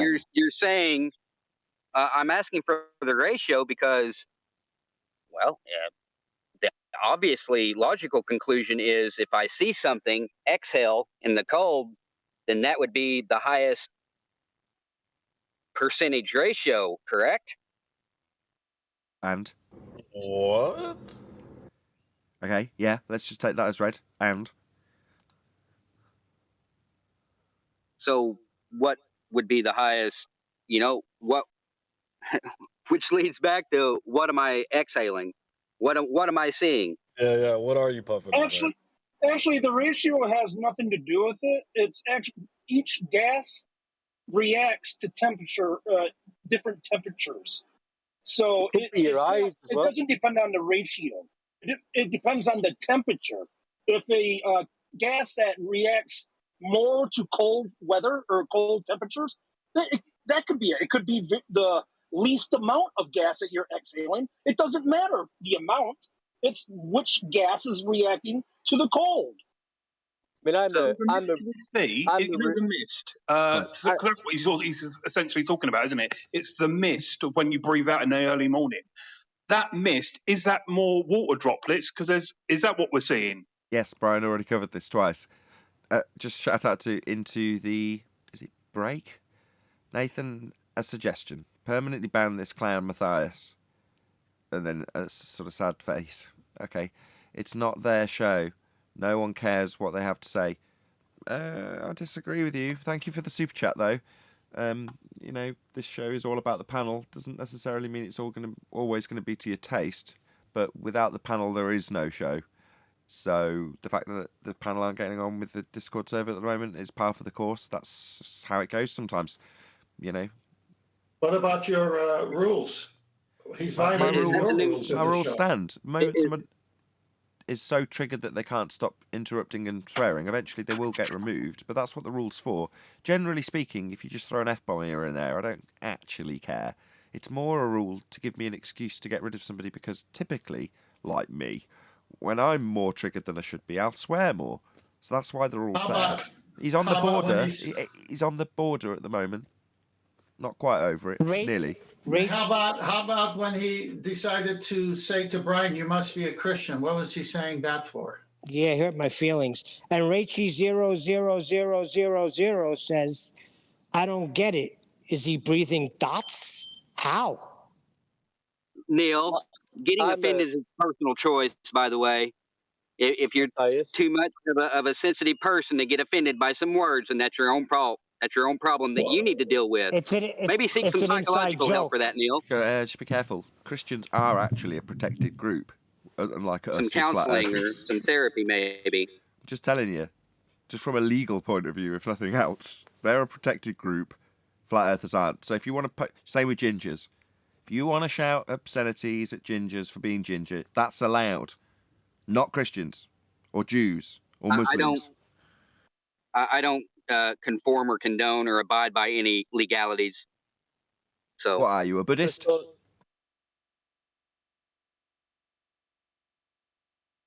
I'm really not enjoying your show anymore right now. Guys, just saying, I'm a fridge engineer, so I'm in and out of supermarkets all day. I go in freezer cold rooms and chiller cold rooms at 2 degrees and -20. And I breathe out all the time, obviously, because I'm alive, in the cold rooms. And I see the mist, what Matthias is talking about. But me personally, Matthias, I've never seen an orb in my exhale of a breath. I've never seen the orb myself, so I don't know what you're seeing. Is there an optometrist on the panel? For one deck,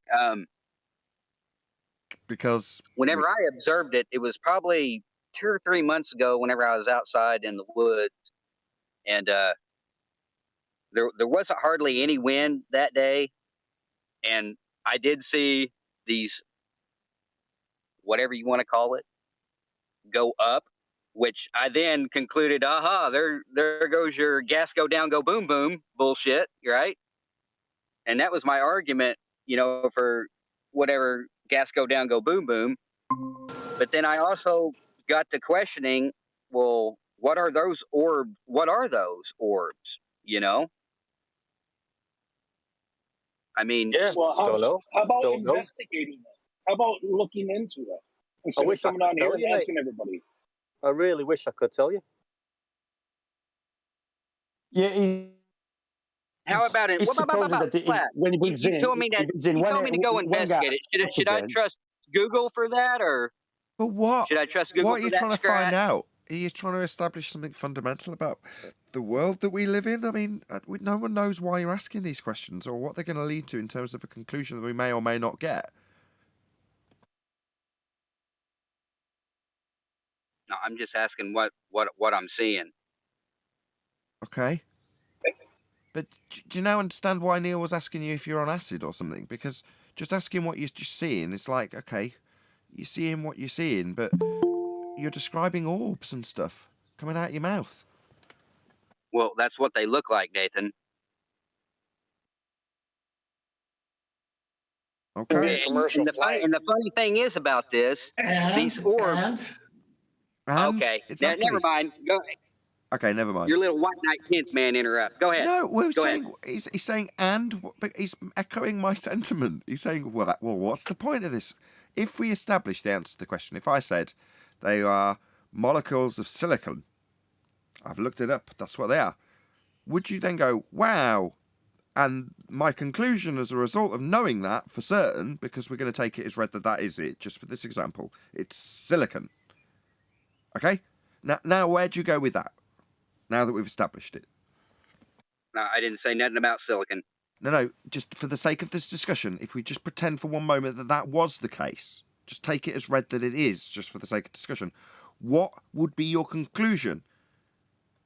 I don't know. I don't like to pretend. Last time I pretended, I thought I was living on a spinning ball, shooting through a fucking infinite vacuum that's always expanding. I don't like to pretend. I like to go with facts, Nathan. Not sure how you ever walked in fog? Shit. I like to go with facts. Okay, we heard the first time. Okay, I'll tell you what they are.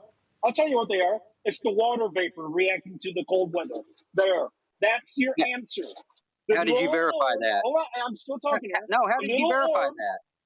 Have you ever walked in came fog? in and asked us, so we gave you an answer. Oh, and I'm asking you how you verified that. How you verified it's an orb, you godhead?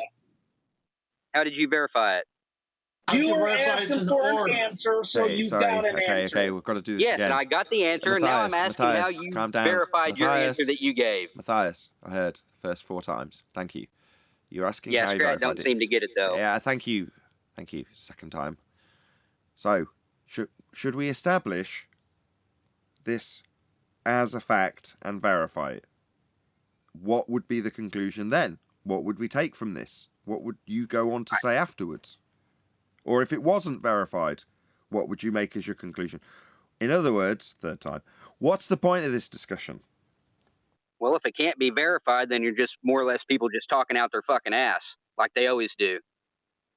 Well, you're the one who brought it up. So your conclusion to this is, if we can't verify the nonsense you've spewed here with no point or validity to it and no overriding subject matter point to be concluded with, that people talk shite. Yes. I think we all established that a long time ago. Yeah, I think he wants us to go research stuff so he doesn't have to. What do you mean research? Where do you want me to go to research stuff, Scrat? Google? Because Google's telling me that the Earth is a spinning fucking ball. No, that's a good question. It's a good shooting question. through a vacuum. It's a good question. If you could ever shut up. If you could ever shut your pie hole after the question. No, that's a good question. Maybe let's see if we can establish if you would know the answer to it. How would we research this? What methodology would you employ? Would you think, Matthias? I have no idea. All I know is that everybody has their own truths that they've looked into,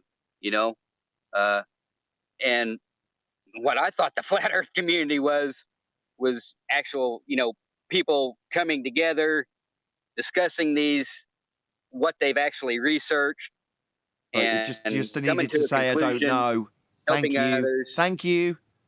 I don't know would have been sufficient. Yeah. Thank you. I wasn't done, Nathan. Thank you. I don't give a fuck. Yeah, you were done. You'll be completely done if you don't shut your trap when I talk. Yeah, I don't know is a sufficient answer if you don't know, which you don't. You don't know how to research this then, so you wouldn't have the first clue how to begin looking for this stuff. Now you decided to suggest, oh, should I Google it? Well, have you?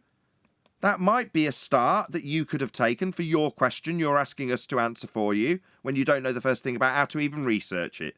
So have you Googled it? Maybe start there.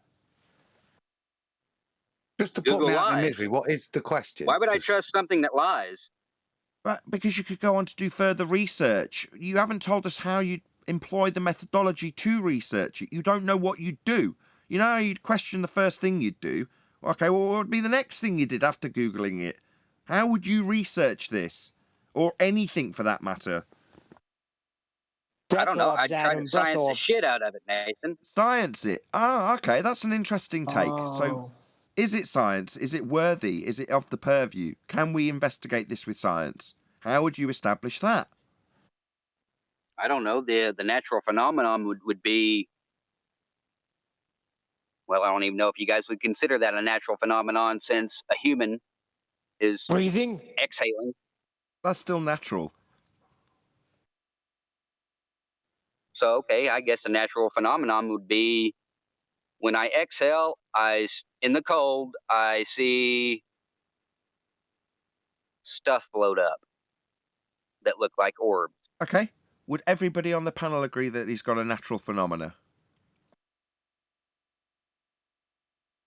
When I breathe out, I agree. Yeah, he does. Hold on. Go on, Adam. I'm a little behind, so I've only just joined. So when I breathe out, I see vapor. Is that? Don't say vapor. No, I said when I breathe, whenever I exhale in the cold weather, I see something go up, what appears to be orbs. Orbs of something. I don't know what they are. Oh God, Adam, don't open that can of worms again. Yes, you heard right. God's Orbs, sake. Adam. He said orbs. Oh, don't open that can of worms, Neil. Shut up.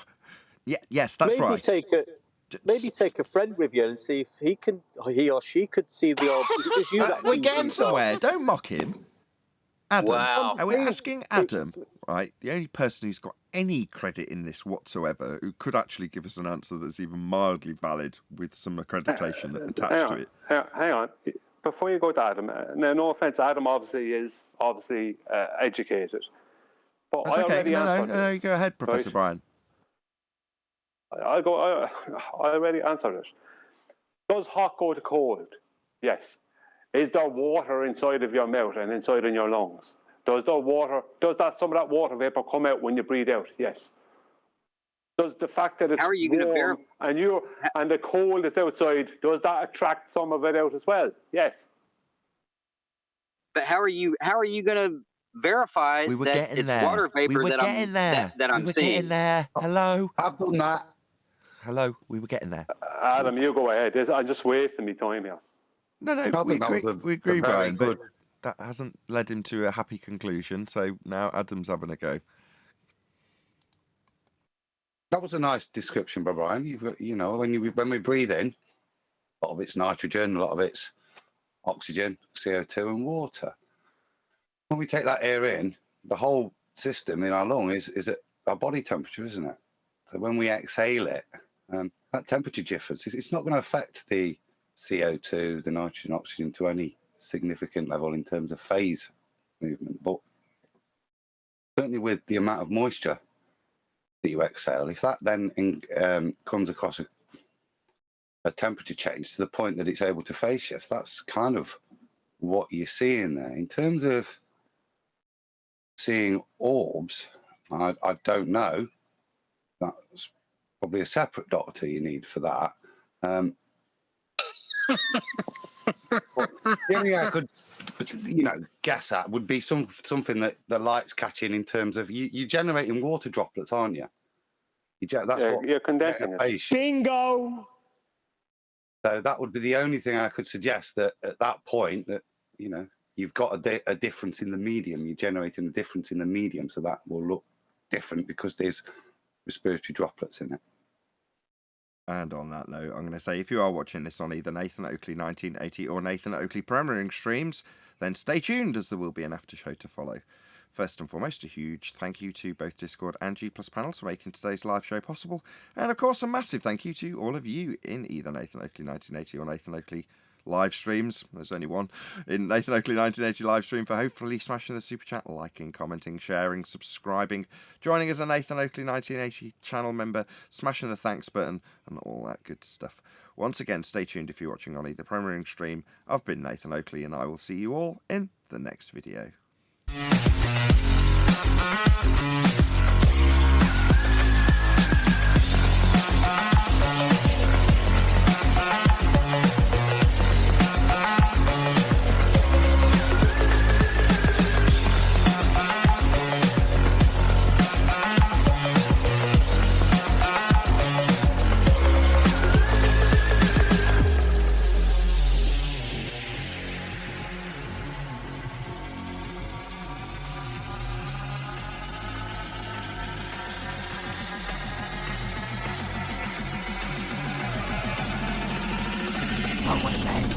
What a lovely day!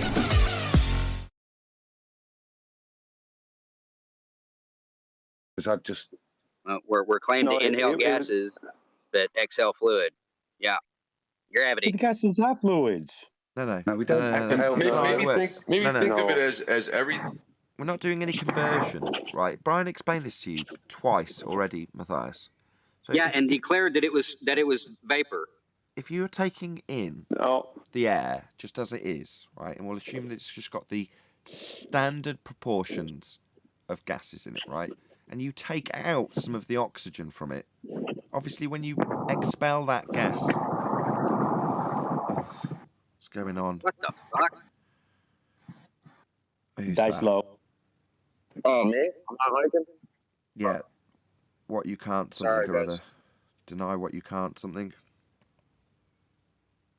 Yeah, maybe think of everything is the same. It's just different densities of water. So air is just a less dense water. Maybe that'll help now you we're get it. getting somewhere, ain't we? I don't know. Air is a less dense water. Part of air has water in it. It's just in its gaseous state. Do you guys deny that puddles go from the ground to the sky and transition through the air we're breathing as they do so? If you do deny that, then fine, we can get into that. But if you don't deny that, you accept that there is a certain humidity level that would be the water vapour in the air as you breathe. You accept that, right? Because if not, we can't move on with this nonsense that proves nothing about the nature of reality and the existence that we experience. But let's just accept that if we're going to have this discussion, which is pointless in my opinion.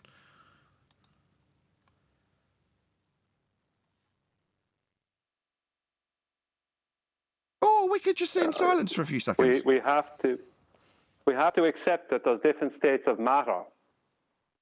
That there is solids, liquids, gases, and plasma. If you don't accept that that's the case, I don't know. Like, I mean, where do we go from there? Like? Well, don't you guys also believe that there is air in water? Because fish breathe air, right? So you say that puddles disappear and water turns into the air, but you're also claiming that there's air and water for fish to breathe. Oxygen is produced in water a lot of the time.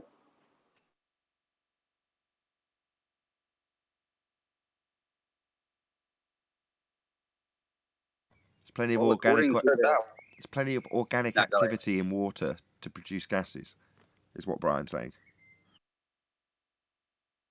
I'm actually questioning the gases because, I don't know, about a year or two ago, I came to the conclusion that we all know that water is H2O, which is, let's see, what is it? 2 hydrogens, 1 atoms, or 1 oxygen? Correct? Oh God, Pete and Peter. Oh God, please no. Carry on. Oh God, please no, but carry on. Oh Wow. God, no! Please, no! Pete and Peter. Do you know who they are? Nope. Okay, carry on. Did I hear ether? No, Peter, not ether. On screen, just to answer that last point, is diatomic molecules of oxygen dissolved within H2O molecules. You can see how they interfit as a. The water's a universal solvent. It'll even take gases, and this is what the fish breathe. This dissolved water that's demonstrably dissolved. Show it, increase it.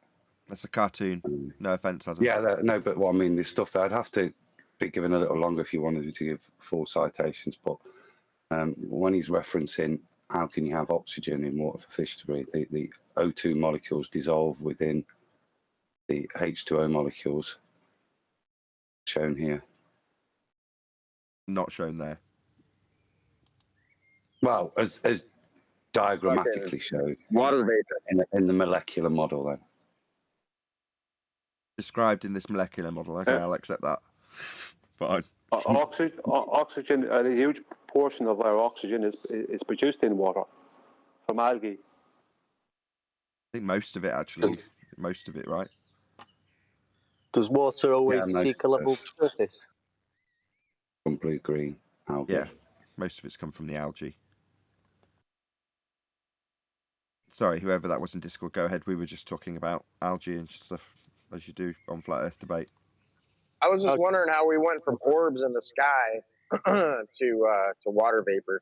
This is loosely related. Like hanging on a knife edge of being related. We do talk about gas pressure. Now we're talking about gas. Fine. Just about. The language, not quite so fine. But there we go. He was on a knife edge the whole time. I know his 10th man's gone.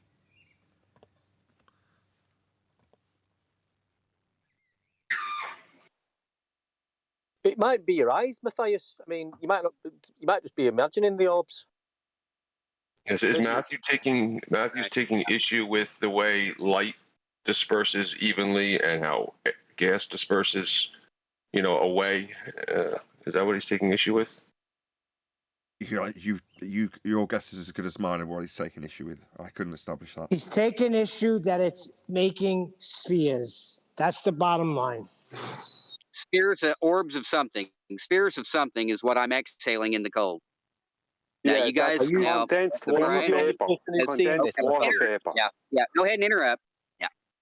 I'm trying to tell you what it is. I don't know how many because they answered you 10 times. And I was getting ready to say, you guys claimed that it was water vapor. You can't prove it. You can't verify it. Just claim it. Right? You can show. I guarantee you. Hold on. Guarantee you can prove it yourself. You don't think you can verify it?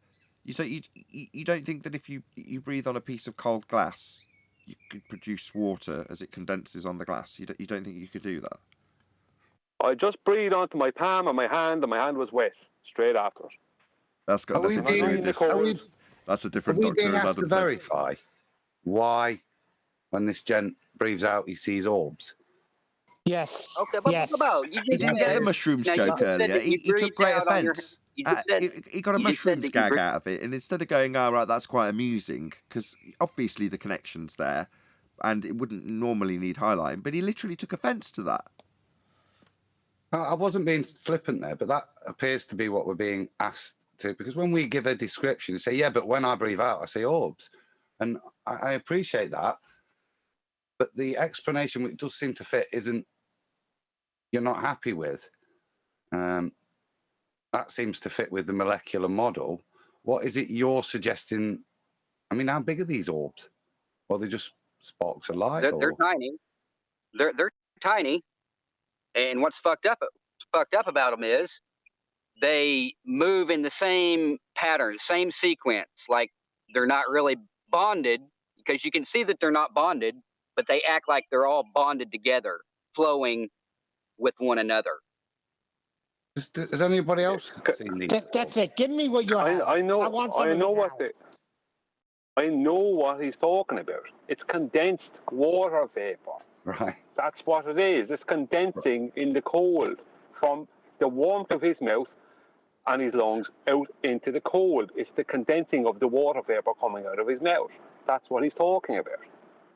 If this So you was one do of the agree? gases, So you do agree that you exhale and we can see orbs of something, orbs of water vapor is what you're saying, correct? Have you got some evidence? Just for say this, yes to him. David? Just say yes. Okay, yes.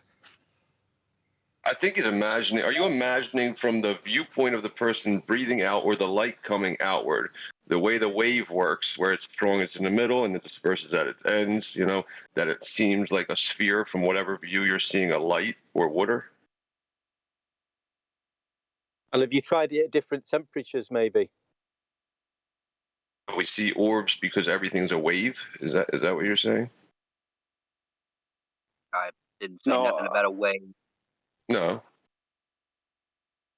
It's just everything that's coming out of your mouth on a cold night is going from hot to cold. There's an instant change in density, and the water vapor instantly starts to condense. Yeah, but that's not what he's talking about, right? I've tweaked that now.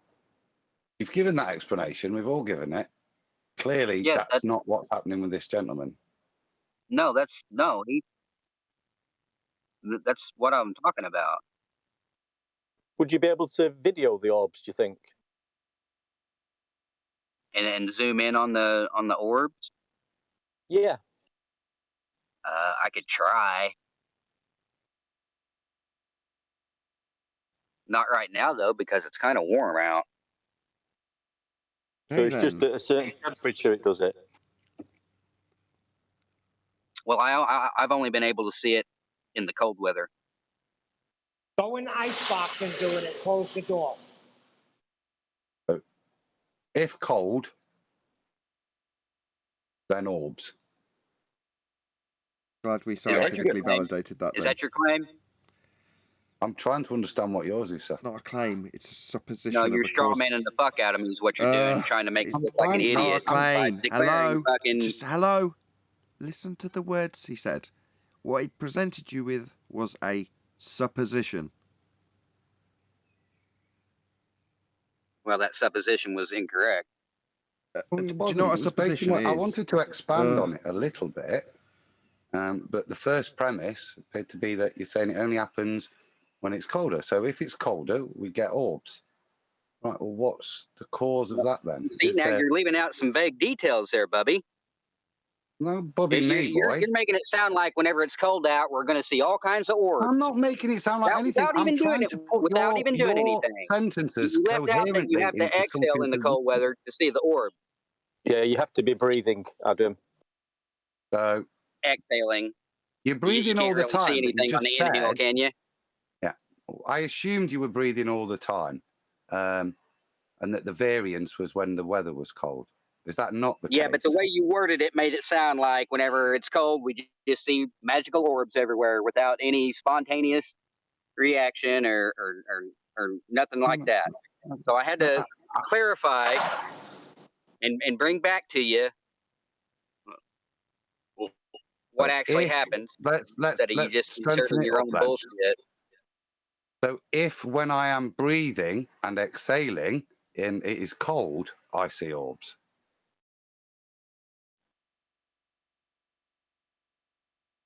Orbs going up.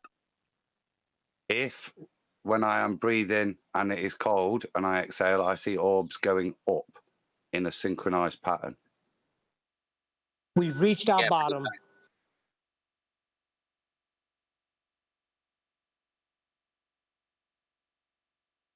that correct? Yeah, I said that was correct. I think Neil interrupted, though. Said something stupid. Man, this guy's a hater. No, it's just kind of weird that whenever I joined the Flat Earth community 8 years ago, I was told to fucking question everything, and you guys are just fucking, oh, God, he's questioning have Flat a Earth. community. Ban him, kick him. You even had one super chat guy on the show say, fucking just get rid of him, kick him, ban him. He's questioning your Flat Earth. How about not being so belligerent? Has nothing to do with Flat Earth, what you're talking about. That's what I'm trying to understand. I'm just questioning. And that's what we're trying to do. So we're trying to put the question coherent so we can address it. I am keep interested taking this as on what's the ridicule. proof that clouds hold water at all. I'm not convinced of that either. Rain. Yeah. Did someone Not say convinced. rain? For fuck's sakes. I've got clouds right now and it's not raining, people. My God. There was a band called The Orb. They had a song called Little Fluffy Clouds. That was a good tune. Why don't the thirsty people across different countries just go up and drink the clouds and give it to their starving, thirsty citizens? Well, like I said, what made me Are question you this now whole saying clouds ordeal- don't have water? Okay. Okay, that's great. That's a good point. So in the deserts, yeah, of an evening, you can take plastic bags, expand them in the air, and they catch rain. They take the moisture, and because the bag's cold, it condenses on there, and it runs down the bag, and they collect it, and that's how you get some of the higher mountain tribes You do can it. actually. So You can there's also put a practical plastic bag around a demonstration plant and tie it up, and it'll also collect. Matthias, you're just talking straight through the top of everybody now. Yeah, When he's monologuing about the same fucking shit, Nathan, like you do, for 15 minutes fucking straight. I was just backing that's up your not gonna point that- that's not gonna work. Attacking the host isn't gonna work, right? Up until now, I've entertained this. You're moaning constantly about how you're not getting to be heard, but yet you're still here. So attacking the guy who's keeping you here, that's not a good move. Can you just let Adam actually answer? Thank you. Keep attacking him. Keep attacking him. Shush, Neil, you little white knight bitch. Who is this Keep guy, attacking man? him. The point I was making with regards to that is, would that be a sufficient demonstration for you that there is water within the air and it's harvestable from the air via variances in temperature between the air and a contacting surface? Yeah, I think they used to have little leather water pouches like that years ago, and they used to have little holes in so some of the water escaped and evaporated on the outside. That kept the water cool. Yeah, when it rains and it starts hailing and pouring and just floods every yard for miles, I'm not buying that it came from those same clouds that helicopters can just push out of the way with their wings. I do. I mean, I get the whole, circular reasoning where's it coming of, from? we can capture it in the air, so therefore it has to be in that cloud. But I think that's a jump. What about the dehumidifier? It just Right. extracts water from its surroundings. Right. So, have you never literally entered a rain cloud? Like, above you is a cloud, and then when you get to it, it's raining? Have you never driven along a highway and seen a cloud ahead of you, and when you get to it, it's got rain coming out of it? Have you really never experienced this? No, I understand it. I do understand it. I believe it could be holding some of it or accumulating it from other places. I mean, if somebody did the analysis of the volume of how much water, how much rain came down versus the size of a cloud, I might buy more into it. The amount of water that I see and the amount of time that I see, and then the sun comes and then the clouds start moving. So it rains, right? It'll start pouring forever, and then it'll stop. The sun will come out. The clouds will still be present. And then the sky opens, and it's a sunny day. It's a lot of rain for those clouds. They have to be at a certain pressure and temperature. It has to reach its saturation point with the pressure and temperature, and then it releases the water. You know, when a woman gets pregnant, she usually has to go 9 months. Then the baby comes forth. Maybe they weren't ready to release the rain yet. Didn't need the analogy to say that. Well, geez, everything is. Why don't we just question everything? So Don't it's 2 blaspheme. plus 2. I don't believe 2 plus 2 is 4 anymore. It's 5. That's not a question here. I would imagine these clouds are making some reaction, and it's definitely, absolutely has to do with the rain.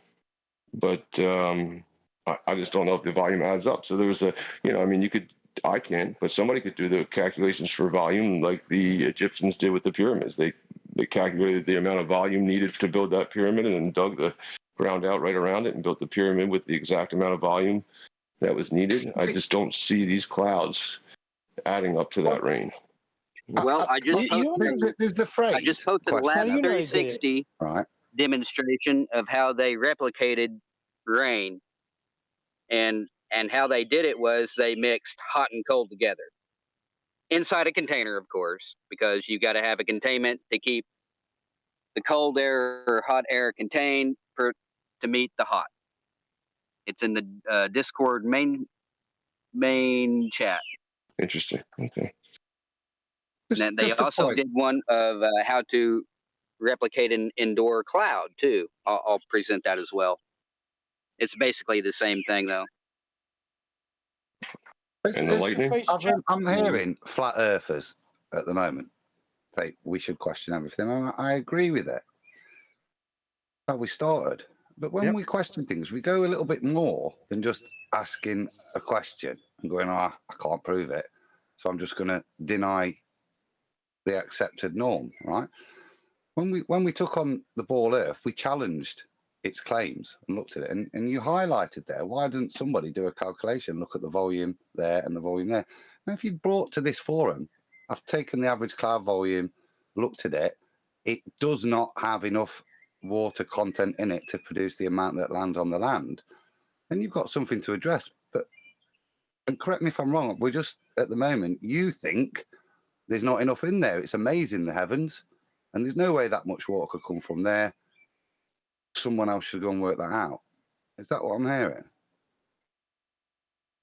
Even if he doesn't say yes, that's what I was hearing, and that kind of questioning everything, even if it might seem like you're being silly to somebody who goes, well, we already know.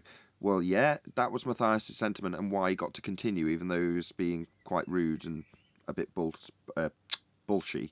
But no, he's just doing exactly that. He's getting back to grassroots. He's going, what do we actually know? How do we know that? How have you verified that? All those sorts of questions that I'd be asking. Now, while I don't necessarily approve the manner he's asking them, he's never going to get kicked out for that. Absolutely not. Well, can I throw some information in there? Go on, Brian. Sorry, just one more time.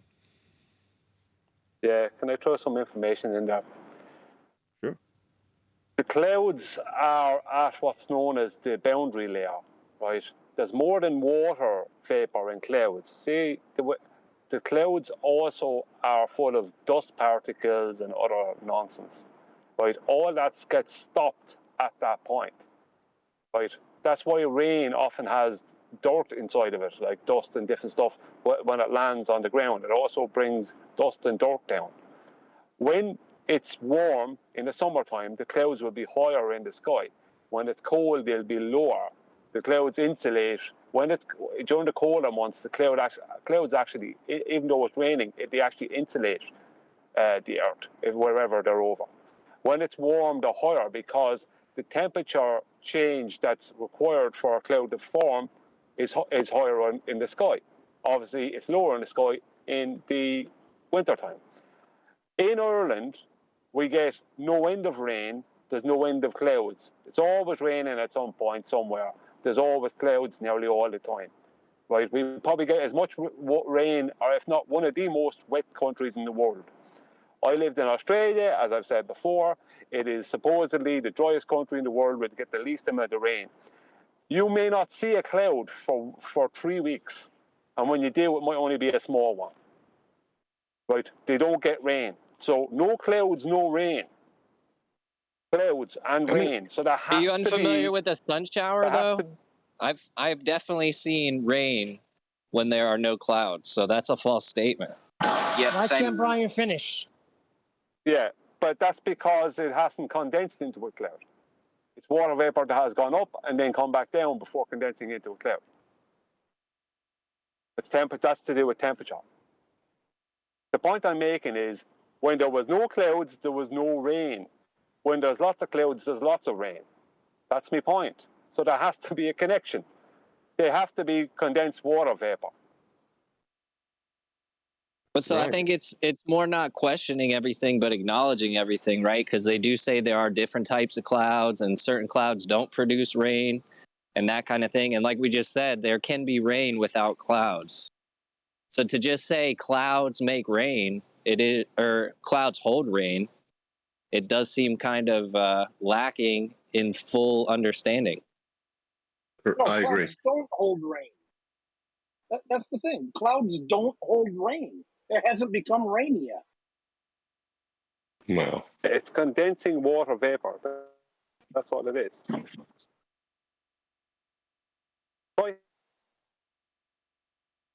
Water vapor, if that's possible. Well, what made me question the gases to begin with was H2O.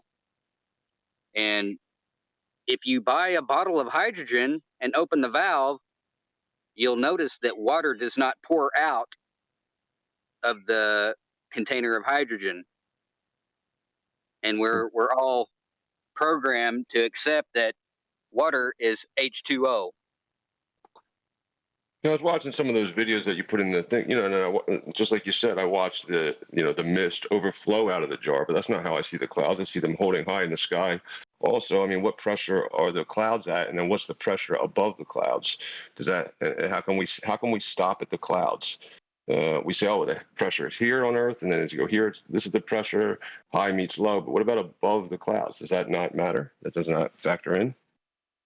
Well, the way I see it, heat causes certain objects to rise and fall.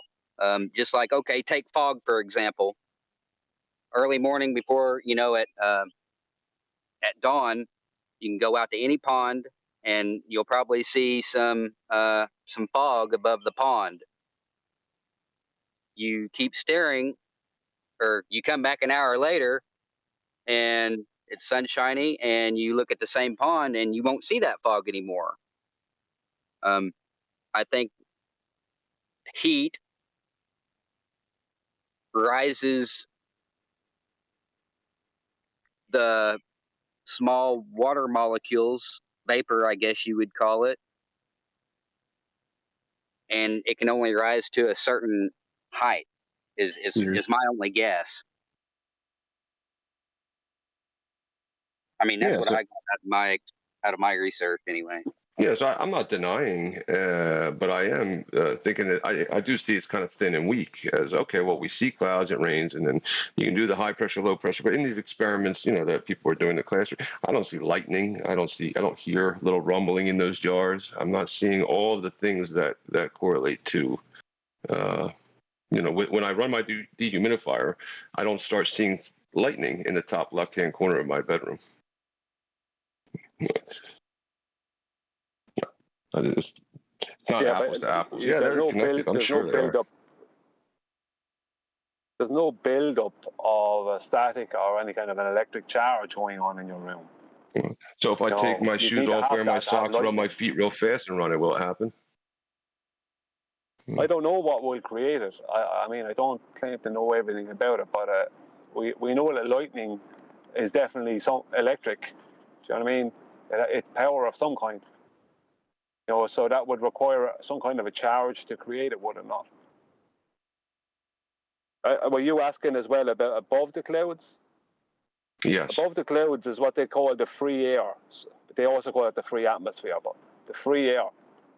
And that's why a lot of aircraft like to fly above the clouds, because you don't have all those dust particles and a lot of rubbish. It's actually cleaner air. It's thinner air, but it's cleaner air.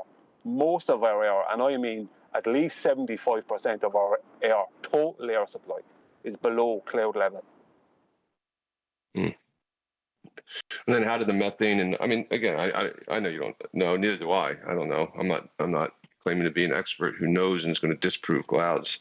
But, how do the methane and nitrogen and everything else factor into these experiments in classrooms to prove that clouds hold water when, it's just a little thin is all I'm saying. I say it's a little thin, and I really don't have enough personal evidence and proof that that's definitively where rain comes from. Well, as I say, look, not to get smart with you right now. I don't mean it this way, but as I said earlier, it's like try to create a cloud without water vapor. And if you can do it without water vapor, you might be onto something.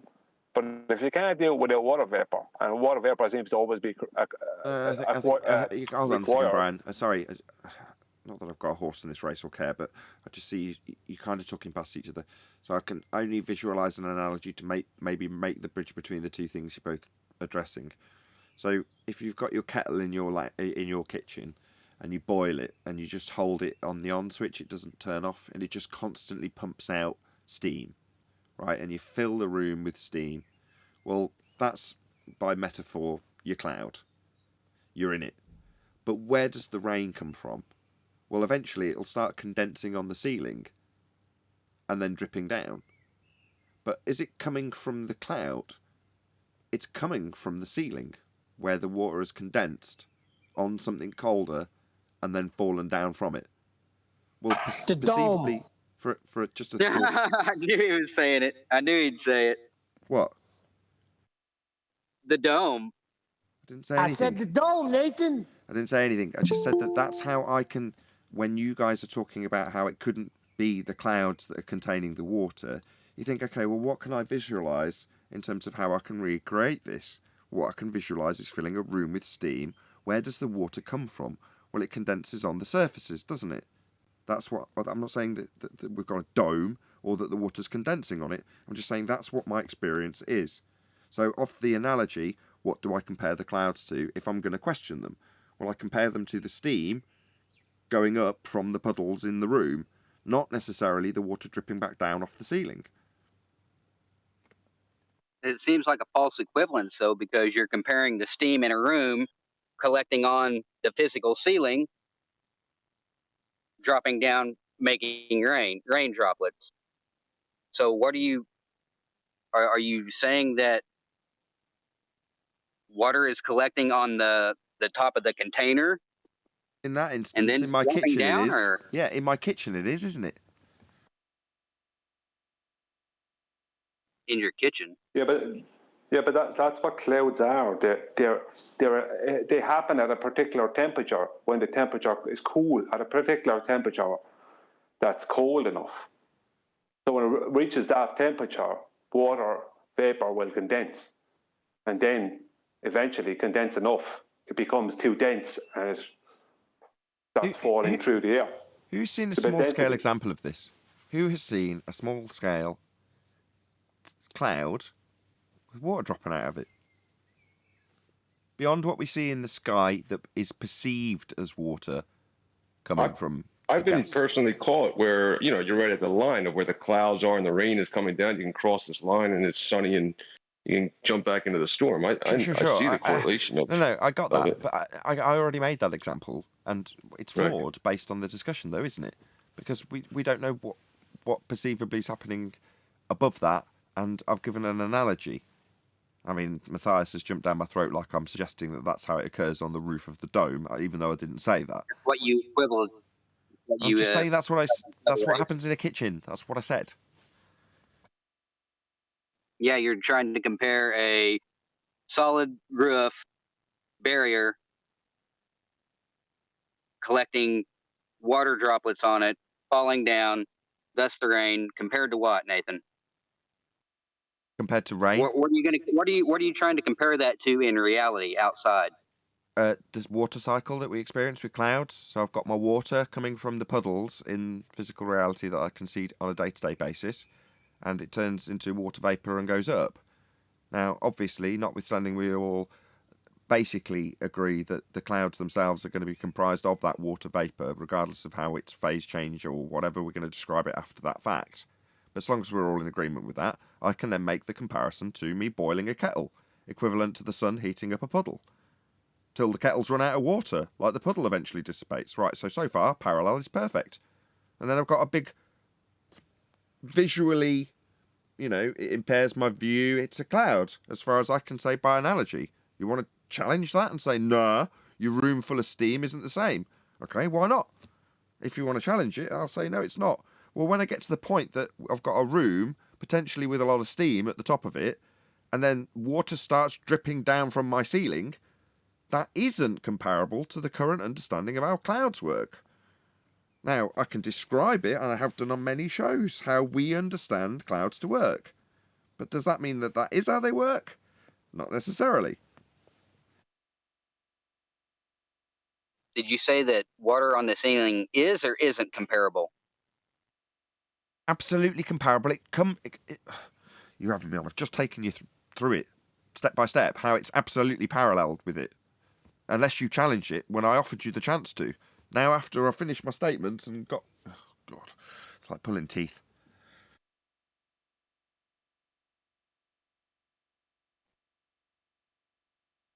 Which bit don't you think is paralleled with what we experience when clouds are produced? The physical part, Nathan, where you equivalated the physical part of the ceiling to what? I didn't. Clouds. I didn't. I let you make that logical step of your own volition, and then you triggered yourself with your logical inference you made by my statement. You did all that You just said yourself. it was comparable. You just said it was comparable with a false equivalence. It is, and then I explained how. Just say don't. What's equivalated?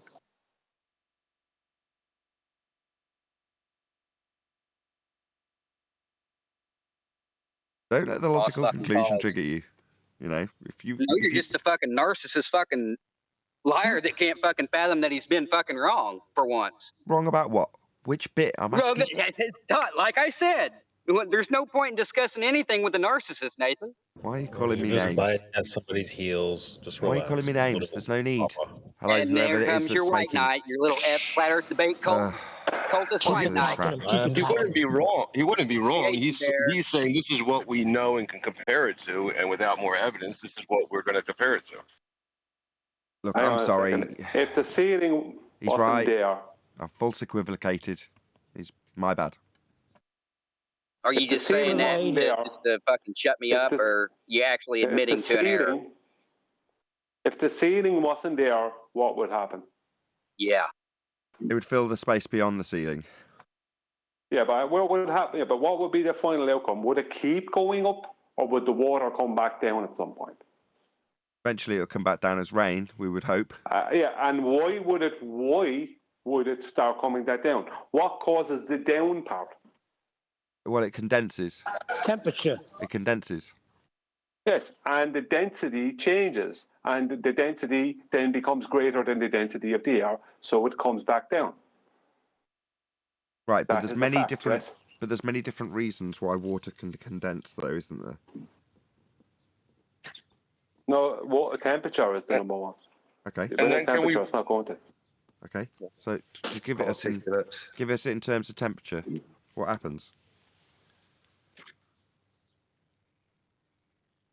Temperature, with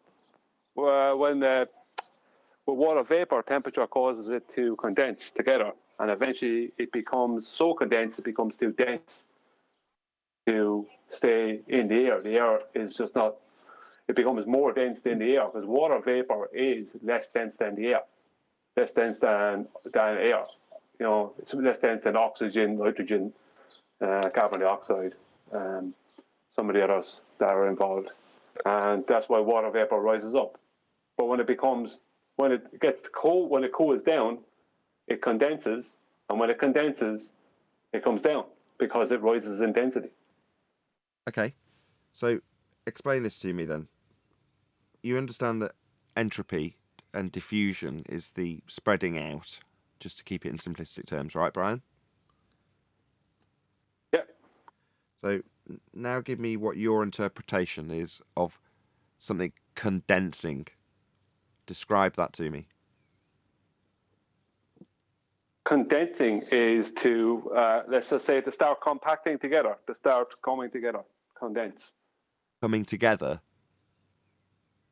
Yeah, to condense. So your description, correct me if I'm wrong, would involve two water vapor molecules or particles, or whatever you're going to describe them as. Would it be molecules? Would that be the right term?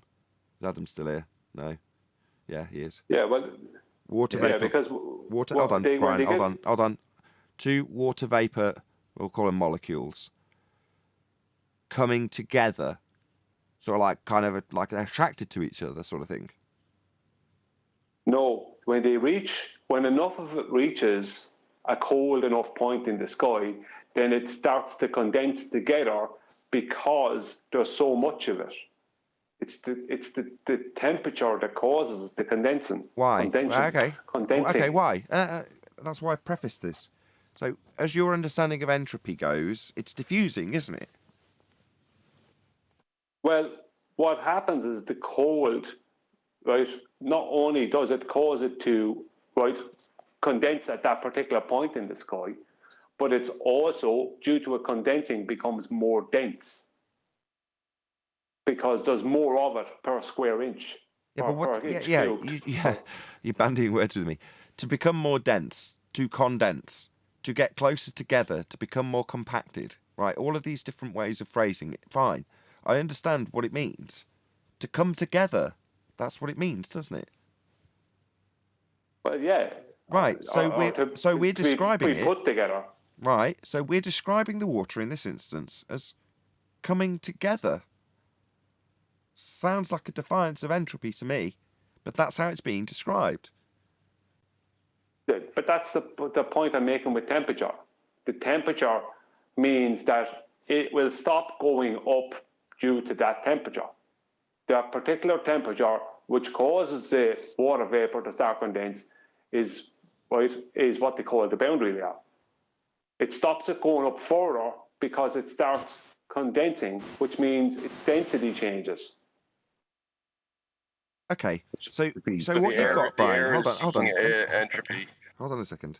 You've got something you're calling a boundary layer, and as far as your description goes from past times hearing it, is a layer of gas, a la the clouds, but at a given altitude that might vary, where the most of the air's below it, right? And that's where the water's coming from? That layer? Is that right? Yeah.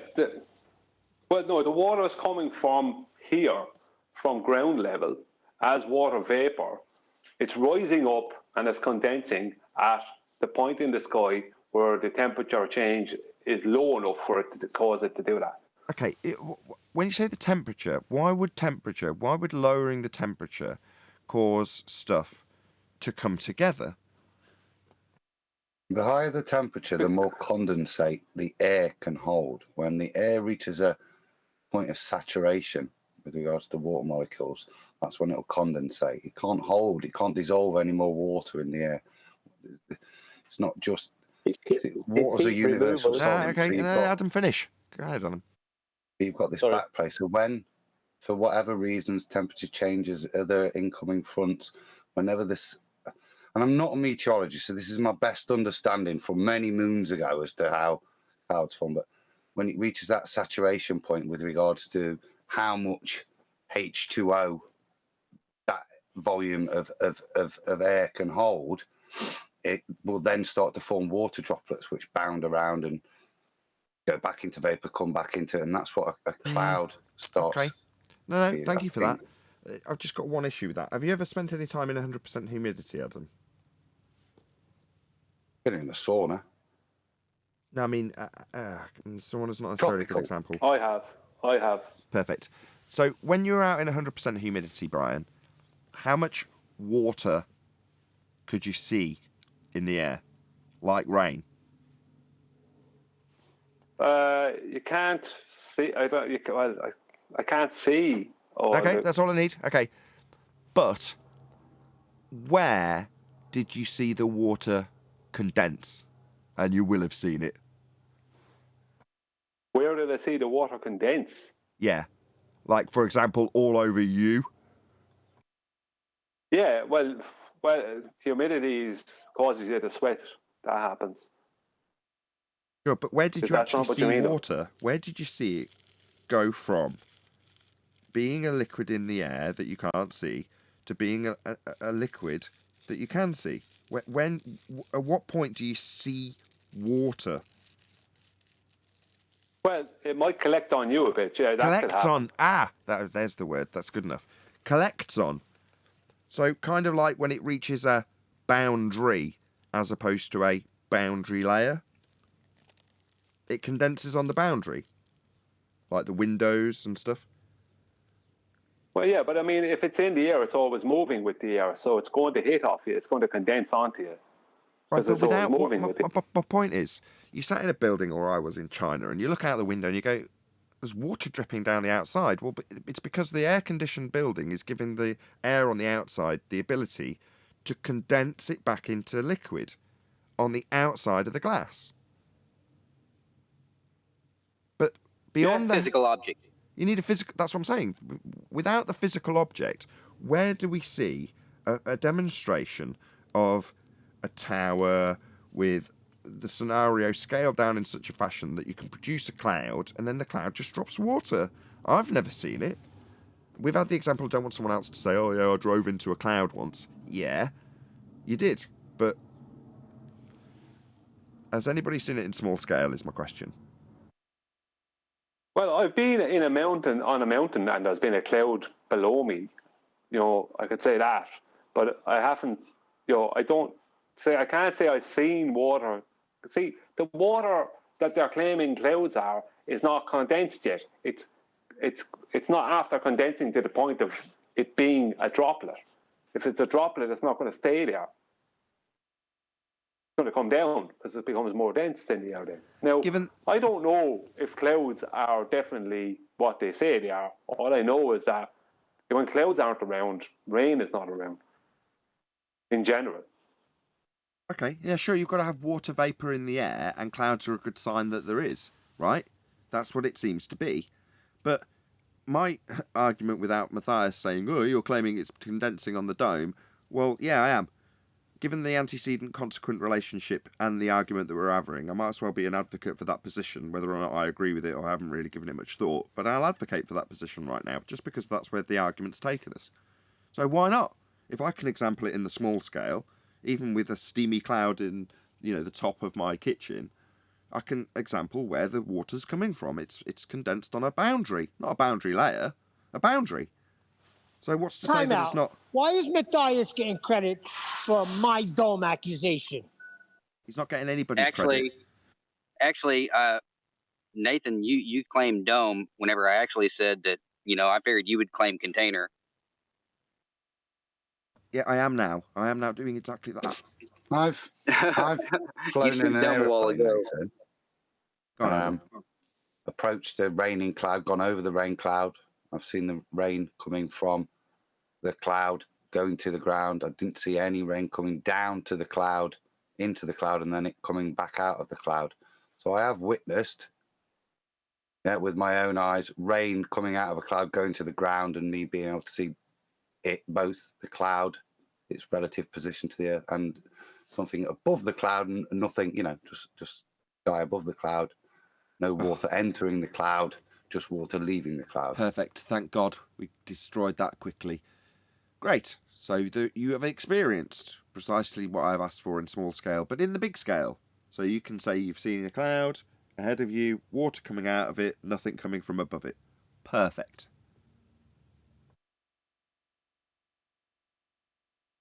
But then Hammer said that he's seen earlier that he's seen rain without any cloud, so not perfect. Is it possible that rain can come from clouds and somewhere else? Yes. Is it just one answer? Yes, absolutely. That would have been my response to that. Exactly. Yeah, we don't know the entire workings of the world that we're living in. However, we do definitely know without any doubt that we've got containment. Is there any evidence answer that again? Remember the lad was saying that he saw rain but out of a cloud. It was warm. Yeah, because the point in the sky where the water vapor condensed enough to come back down was really high because it's really warm. That's what I said. When the warmer it is, the higher the clouds are in the sky. So when you have that kind of situation, you'll have water vapor go up really high, then condense, but it may not even become a cloud and come down. That's why that can happen. Is there any evidence that water is H2O?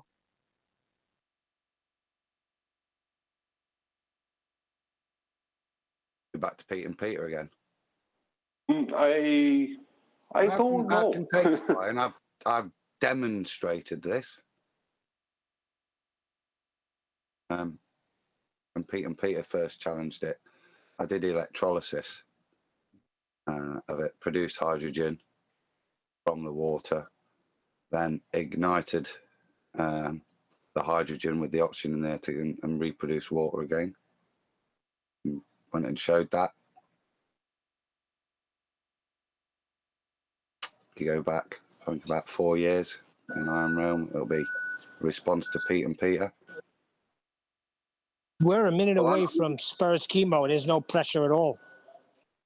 Well, I'm just asking because, you know, if we was to buy a bottle of hydrogen and open the valve, shouldn't there be water pouring out of it since the hydrogen is mixing with you the said oxygen? that earlier. That really confused me when you said that earlier. You buy a bottle of hydrogen, what will come out of a bottle of hydrogen? If I buy a bottle of chocolate milk, I expect chocolate milk to come out. Why, if I buy hydrogen, would I expect water to come out? Because as soon as you open the valve, it's mixing with the oxygen, is it not? It's not reacting Or with the no? oxygen, it's mixing. You Yeah, I understand know the difference? There is no oxygen now on Earth, or what? No, you No, don't you would know the have to difference between combust mixing and reacting. the hydrogen with the oxygen to form water. If you just mix the two, you will have hydrogen and oxygen mixed. It doesn't automatically chemically react. No, you have to combust So how do you make them bond? How do you make them bond to form this water droplet? That's what Adam said in the Pete and Peter thing. Let an answer. He said how he did it. Hello. Go ahead, Adam. Do you want to answer his question? So, you have to add energy to the reaction. Okay, and if you do, that will break the hydrogen bonds and bond with the oxygen. So you will have a H2 molecule and an O2 molecule. So you take two H2 molecules and they react with one O molecule. Each one gets an O, yeah, which gives you 2 molecules of water. Yeah, so 2 molecules of hydrogen plus 1 molecule, because they're all diatomic, yeah, 1 molecule of oxygen, when combusted together, will form 2 molecules of water. But you have to combust them. If you just mix the two, they just stay mixed as 2 mixed gases, unless you introduce some form of energy to initiate the reaction. You'll have done this in high school. Yeah, my high school was pretty poor. We didn't do any fucking experiment in school, by the way. The only thing we did in 6th grade was dissect a fucking pig in science class.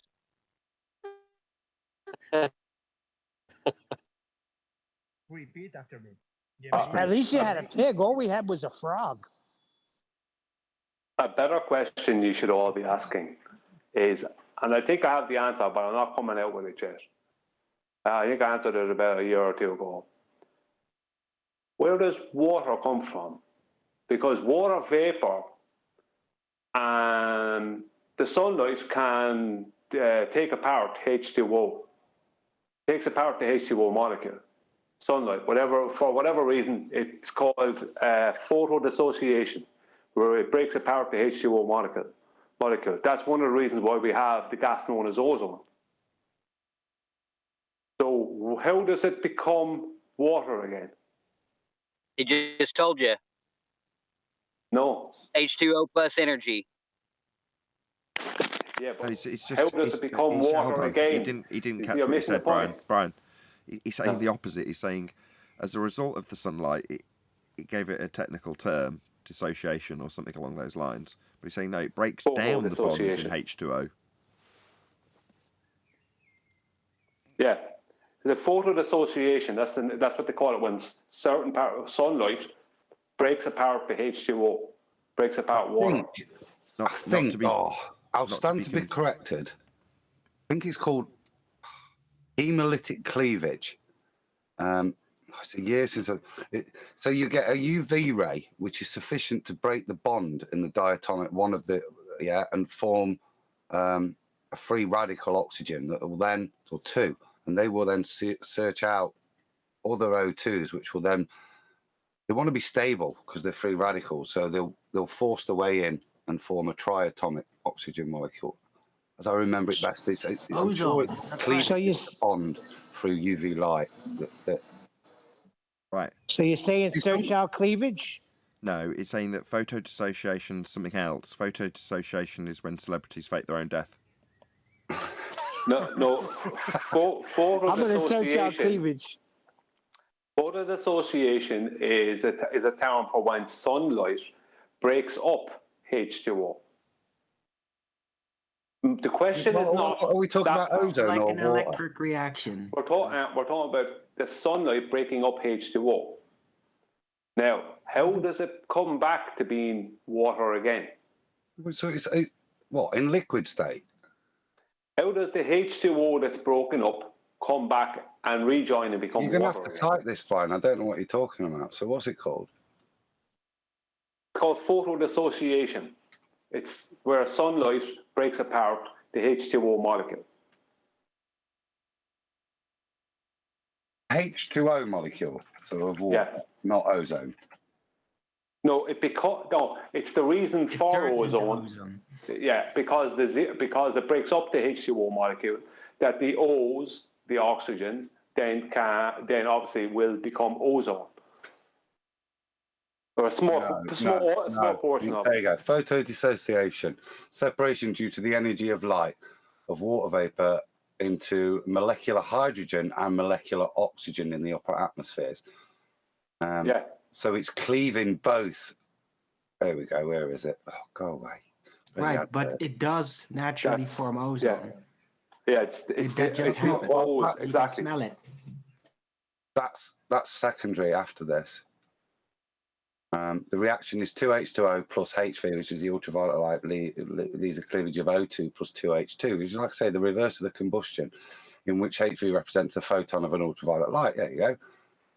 Oh, I'm glad I didn't get that wrong. The hydrogen produced would escape into space, and the O2 would react.